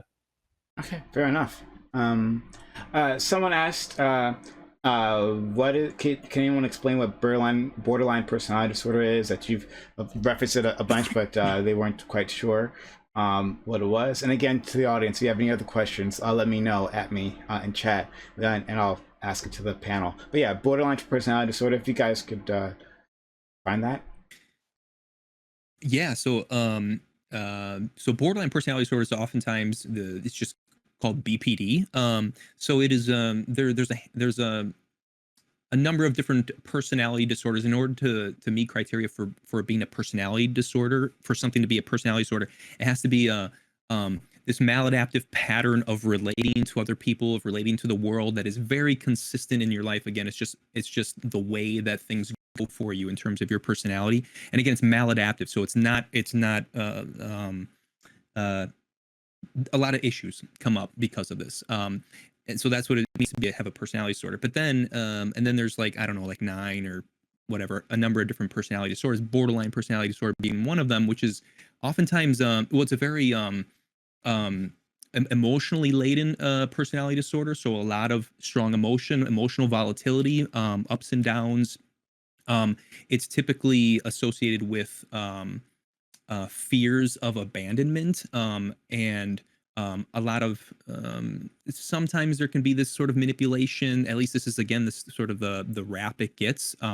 Borderline personality disorder. Oftentimes there's a bit of self-harm that happens with an individual. It's a very, again, as you listen to me describing it, you can see it's a very, again, a very volatile type of a disorder where, and so that's why when IPA was saying, like, you know, as mental health professionals, if they hear that they're going to be treating a person with borderline personality disorder, a lot of times, you know, folks, it's like, okay, well, I got to be ready for this one, because it means that there potentially is going to be a lot of stuff, and a lot of stuff that typically plays out within the therapy. You know, these fears and these distrust issues, and a lot of testing types of behavior. Do you really care about me? There's been books written on borderline personality disorder. One in particular that's called "I Hate You, Don't Leave Me," and that's this whole idea of like you know, they can get so upset in some situations, and you know, screaming, you know, in certain cases scream and yell and whatever else, and, you know, say I hate you. But then as you move toward the door, you know, there could be a threat of self-harm or suicide or things like that. And again, this is kind of more of like, I'm being a bit dramatic with the way that the BPD stuff plays out, just to kind of give you a flavor, but that's not how it always is for folks with borderline personality disorder. There can be very more subdued versions of BPD, but it's typically a little bit more of sort of a dramatic presentation. That book changed my life, by the way. I have people Oh, close yeah? to me in my life that have been diagnosed with borderline personality disorder, and so it taught me a whole lot. Yeah, the other No big kidding, man. thing. Wow. Yeah, the other big thing that is a couple of the, like, hallmark symptoms of it are like a pervasive lack of identity. So these are people who oftentimes will, I don't want to say absorb, but cling on to certain things, and that almost becomes their personality. It almost becomes the only thing that they are capable of talking about, even if it's not something they're actually an expert in or something that they really enjoy. It's just something that's like, oh, that's me, that's who I am, and that sometimes will change. Sometimes it becomes, you know, exaggerated. And it's emotional dysregulation. It's like a state of emotional dysregulation on a very frequent basis. It oftentimes people who are diagnosed with borderline personality disorder have severe histories of severe trauma, and very, very, like, invalidated throughout their whole lives. They're told things like, man up, or I'll show you something to cry about, or, you know, they're basically taught their whole lives, don't have feelings, because if you have feelings, something bad's going to happen. And so they stop learning how to deal with them, and then eventually it becomes a disorder. There's also some issues because it's like overwhelmingly females are diagnosed with BPD, and like arguably men are underdiagnosed. Like there are men who have borderline, but like they're not properly diagnosed. Like they are diagnosed with like narcissistic or antisocial PD. There's quite a bit of overlap between also like um ASPD, so antisocial personality disorder, and borderline personality disorder. But the main overlap is with like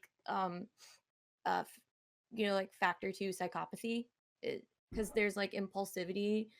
Borderline is really characterized especially by the impulsivity as well, like impulsive, like sexuality, like impulsive, like in terms of like I don't know, like even like overdosing on drugs or something. There's a lot of yeah. There's also like substance abuse is super, super common with borderline, especially. And part of it, I think, is because they're trying to like regulate the their intense affect. Um, I I want to specialize in personality disorders, so I've I think like for read up on for this. people in chat, like if you like are hearing these things and you're thinking, oh, this sounds like me, that's like a lot of people feel that way, because a lot of us have like traits from different personality disorders. It just isn't to the extreme where it's a disorder. It's called med And- school syndrome. Yeah.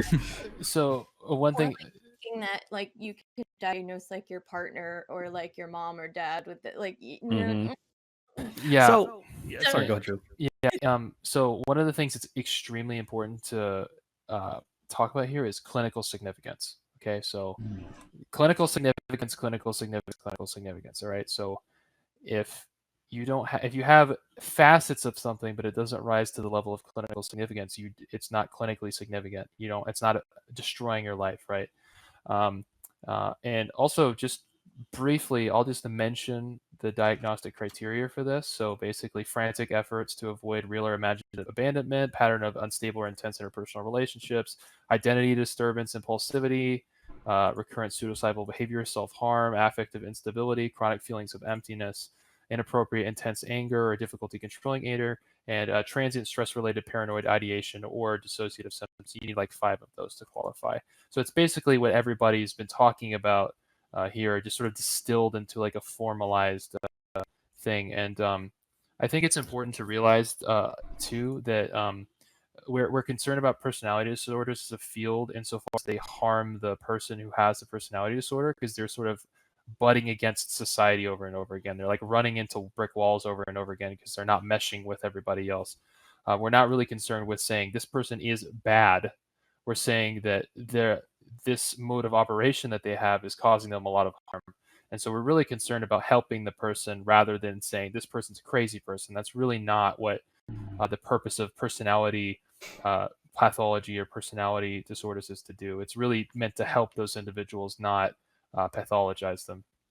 I slightly disagree in the sense that personality disorders tend to be known for causing like more harm to others around them, though, than like the individual themselves usually. I think that's At the symptom, the way that it presents itself. Okay. Yeah. Yeah. So I don't want to say, so like if you have someone with antisocial personality disorder and they're hurting people, we're not saying we should excuse that, right? I'm just saying that the reason that we care about it a lot as clinicians is to help those people. Where our goal is not to tell everybody this is a bad person. The reason it's in the DSM is so we can treat those people and help those people. Somebody asked in chat, how do you quote unquote fix a person like this? The primary therapeutic method by which most people with borderline personality are treated is something called dialectical behavioral therapy. It is not only like in-person therapy, but it's also classes that are centered around skills, centered around like emotional regulation, mindfulness, just being aware of your surroundings, being aware of your emotions. Because when you boil it down to the science, emotions are physical cues in our body that tell us to do something, right? So if you look at what happens when you get anxious, for me, for example, I noticed that my heart rate starts going up. It's just a cue telling my brain to act in some way, shape, or form, right? That classic fight or flight thing. It's just saying, hey, brain, do something. And some people have trouble paying attention to that kind of stuff. Some people recognize those things. When I get stressed out, my shoulders get tense, right? The better we can make people at recognizing those things, the better we can make them at heading them off and dealing with them in an appropriate manner before they get out of control. And so, yeah, that's the primary means by which most people with borderline personality get treated, at least to my knowledge, when I left the field 8 years ago. I don't know if that's changed or not. But. I think when you're like in a relationship, whether it's like a friendship or romantic with somebody with BPD or like another personality disorder, one thing that can help is to have really good boundaries and to be really consistent with your boundaries so that they feel less turmoil like about things. Okay, so I think that's Waffles. You hit on something amazing there. I don't know if we'll have time to discuss it all. It really, honestly, it just depends on all you. I'd keep you here forever talking about this. I find this very fascinating. But when you're in a relationship with someone who has some sort of mental illness, disorder, what have you, right? Like, what are your responsibilities as a intimate partner, or even a friendship as well? Because a lot of, I imagine the same things would apply. And like, what are your responsibilities to yourself? Because I think those boundaries, as Waffles was alluding to, can get highly blurred, right? Especially if you just care about this person, if you love this person, right? Through a friendship or through like a intimate relationship, like it makes it very difficult to like walk away and like this. from I've never had to deal with this personally. Like I feel like this would become your life, right? Like their illness becomes something part of your daily life as well, in a way other people might not understand. So curious what your thoughts are on this. Yeah, man. Yeah, absolutely. And especially with something like BPD, because you can it's easy for a partner of someone with BPD to get stuck in that relationship because of that. I think it was criteria number one, frantic efforts to avoid abandonment sent by the individual with BPD. So if the individual with BPD suspects that their partner is becoming bored with them or might be leaning toward moving on, that can bring a lot of anxiety with the person with BPD, and they might, for example, threaten suicide, something like that. And now, like you said, what is your responsibility as a partner? Do if you stay within this relationship, now this person, lives. If you don't stay in this in relationship with the person, if you leave the relationship anyways, potentially this person may not live. And so again, yeah, what is and I think that's where this boundary discussion kind of comes into play. And I think that's very important. And I think a lot of people do get caught in that. So I like anyone, I mean, your responsibility, and I guess in my opinion, isn't it's not your responsibility to fix the individual. It's not your responsibility to change them, but to be a supportive person in their life, who is wanting to understand and wanting to respect their experience, and show them love and care, because it's especially with folks with BPD, love is typically pretty conditional, and contingent on what they can do for you. And so the hope is, and this is what happens in therapy, as the therapist continues to show care for their patient, and as you as a loved one continue to show care and concern for your loved one with BPD, the hope is that some of these things will get better with time. And so it's consistency, and that's key. And sometimes, and it might get to that spot where it's like, because I also respect myself, and need to care for myself as an individual, my own mental health. This has to be something that I'm going to have to walk away from. And unfortunately, there may be some real extreme consequences to that. And I'm going to do what I can so that doesn't happen. But I think what people can kind of do, and it's really hard not to do this, is like, I think sometimes people view it when like somebody with BPD is threatening suicide. They either think like, is this person faking and being manipulative, or are they serious and it's my responsibility? Where they kind of think of it in a black and white way. And anytime that somebody threatens suicide, you should take it seriously, because they, like, most of the time people really genuinely do feel that way, but it doesn't mean that it's your responsibility that they feel that way. So like, it's important to take it seriously, but then not to put it on yourself of that it's your fault for them feeling that way. Yeah, I mean, we do know, like with borderline personality disorder, is that there is a tendency to become like more suicidal in the face of abandonment. That's like their biggest fear. I mean, it's like abandonment feels like death for them, or worse than death for them. So yeah, it's important to like know these things and not label them as like manipulative. Yeah, and I think the other thing is, I think two things. Be patient as much as you can, and try to educate yourself as much as you can. One of the things that really helps with empathy is understanding. Feeling It can feel really manipulative and terrible when you don't understand what's going on. And the more you learn about things, the more you understand things, you're like, oh, okay, so this clicks a little bit better. It's still hard, but now that I understand, I can cope with this a little bit better. I know that they're not trying to just mess with me. I know I'm not just trying to be I know that something else is going on here. Um, I always say that empathy is very much aided by understanding, and the better you can understand a person, the more patience you'll have with that person, because you understand where they're coming from. So I think really easily educate yourself. If you're in a relationship or have a family member with something like this, educate yourself as much as you can. Try to understand what they're going through, and then use that additional understanding to try to be more patient and empathetic to their situation, even though it can be hard and exhausting. Every little bit of understanding and empathy helps. I think this is a pretty good segue into, I guess, maybe the final thing we should discuss. It kind of loops back to where we started, right?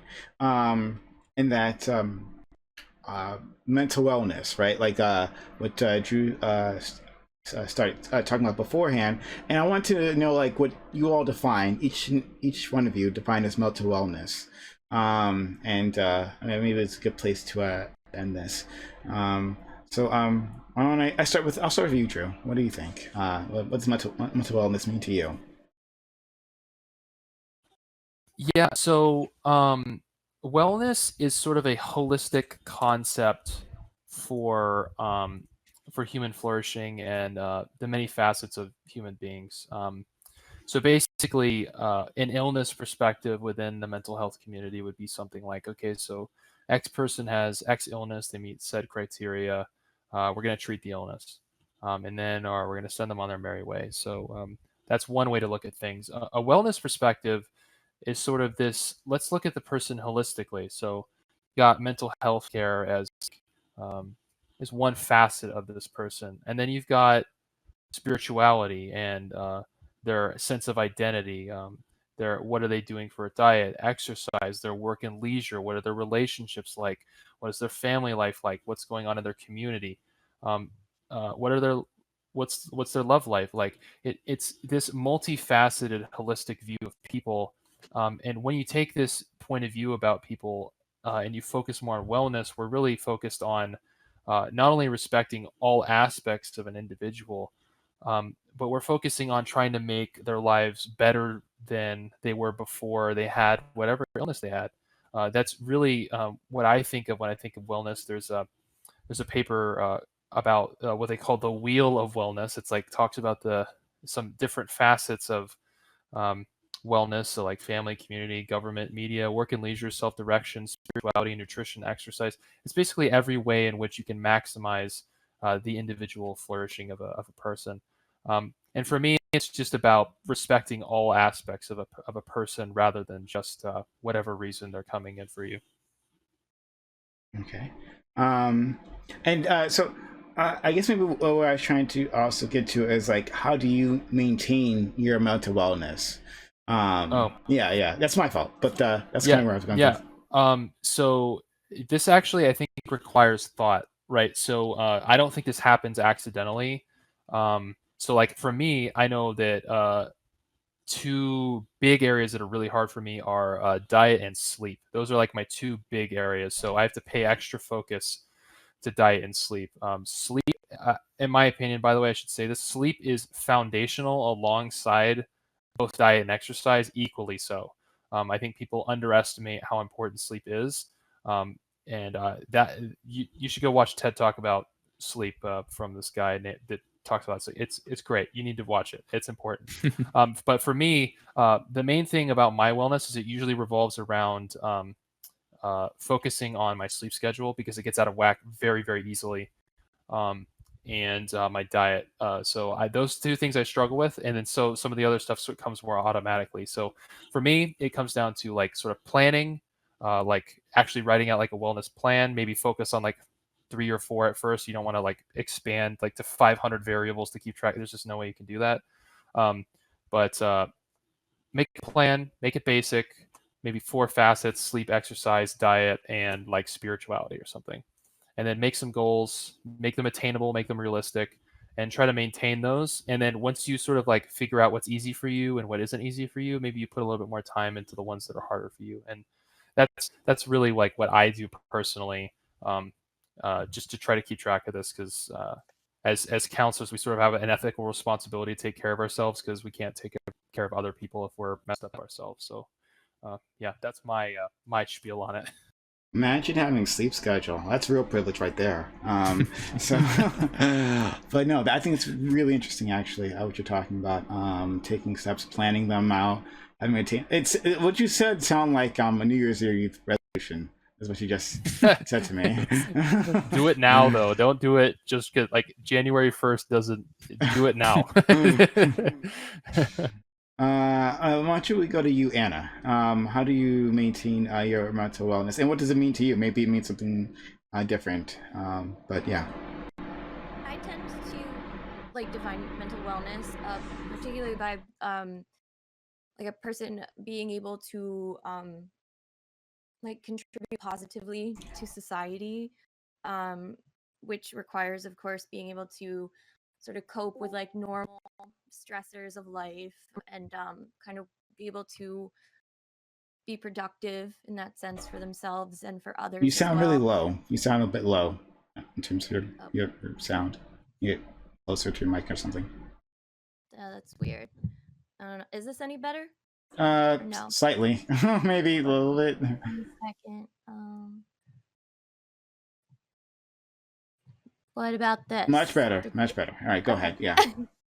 I fixed my Discord site. Okay. Yeah. So, yeah.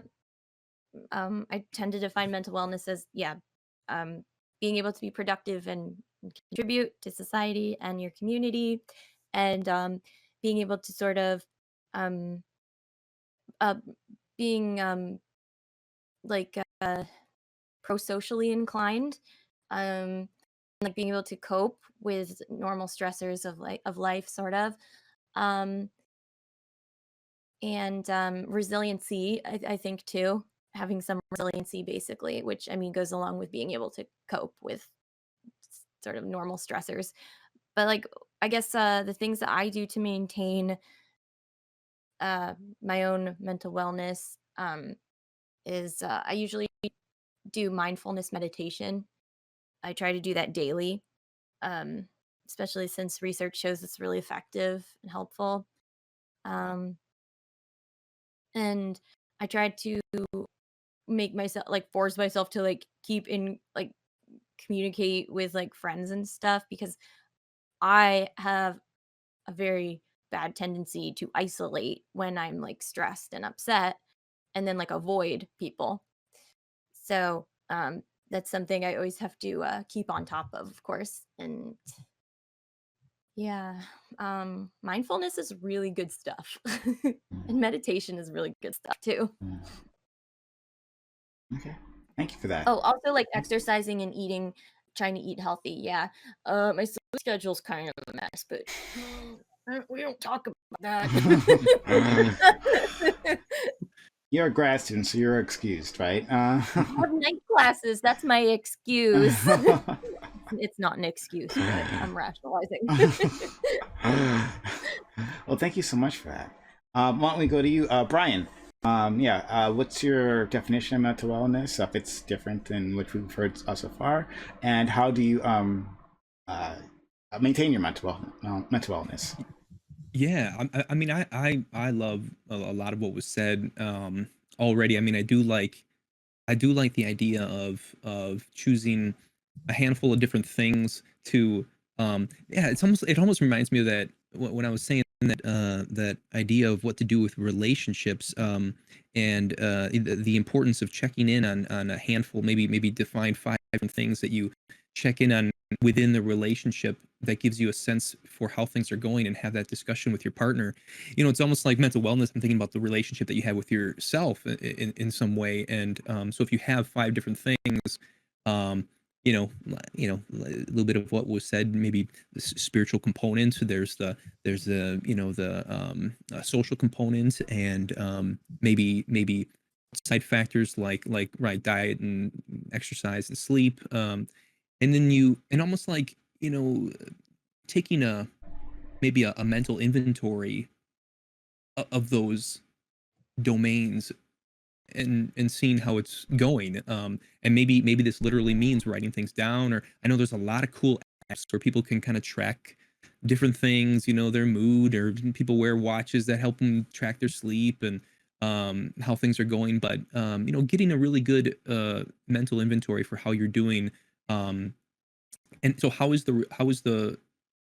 just, yeah, how are you holistically? I like that term that was used, holistically. But I think also about that being well. You know, when you ask somebody how they're doing and they say they're okay, to me that seems like it. You know, they're probably at a 0, maybe like a 1. But I'm well. I'm doing well. To me, that feels like, you know, we're 3 or 4. I mean, it's like in the positive. We're in the positive numbers. I'm doing bad, you know. Now we're in the negative numbers, but I'm doing well. So I'm thinking of wellness being, you know, how do we're not just going like I'm feeling real crummy to get into 0.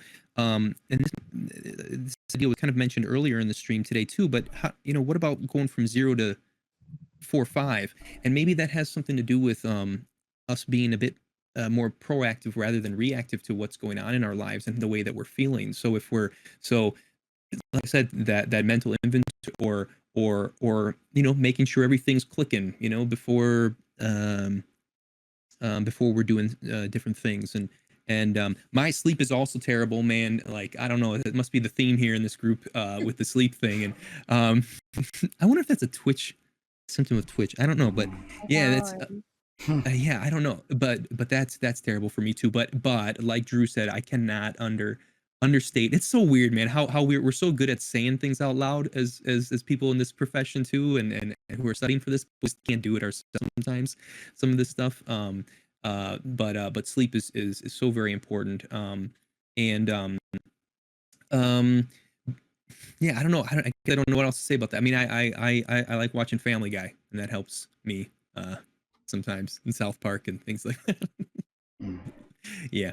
Okay. IPA. I'm going to take this from a little bit more of a clinical, like academic perspective, just because I tend to be overly analytical. And I feel like, you know, what is the definition of mental wellness is a little bit subjective. By that, I mean, it is largely up to your own perception. And I think it's important. One thing that Drew, I think you were going to, but maybe didn't get to, I was like, where do we draw that line of what is unwell or what is unhealthy or what is a mental illness? And you know, we were talking earlier about med student syndrome, right? Oh, I do that. I have that. I have that problem. Oh, I have this weird tingle in my arm. Oh, I get sad sometimes, right? It's all about how pervasive is that in your life? How much of a problem does it present to you? How much does it interfere with? And so, you know, we all get sad, we all get nervous, we all, you know, cry once in a while, right? It happens. I use the example all the time, or used to use the example all the time. I eat bees, right? But I don't like go out of my way to avoid bees. I don't stay in my house. I don't like take different routes. I don't have a phobia. I just have maybe a little bit of a stronger reaction to bees, right? So to me, like when I think about what is health, it really is relative to that person. And if they're good with who they are, as long as they're not harming other people, you know, then that's great. That should be the goal. If I was really to tell you one thing, because yes, there are lots of different things that are appropriate goals. You know, you could break that down even further. Sleep, eat, you know, those sorts of habits, right? Like Anna mentioned, is mindfulness. Mindfulness is huge. I think that is the key to many problems that people have today. If we can just be more aware of ourselves and our emotions and our environment and what's going on around us, we would solve so many problems that we have now. So that said, yeah, I would say the one thing, if you walk away from this, it's looking at doing some mindfulness exercise, look into meditation. There's all sorts of them out there, especially if you start looking into DBT skills classes. They have all sorts of little 5-minute exercises that teach you these things. DBT? What? That's that. Sorry. That's that dialectical behavioral therapy Yes. thing with that folks use with the a lot with the borderline population. Okay. But it's super duper helpful for everybody, I think.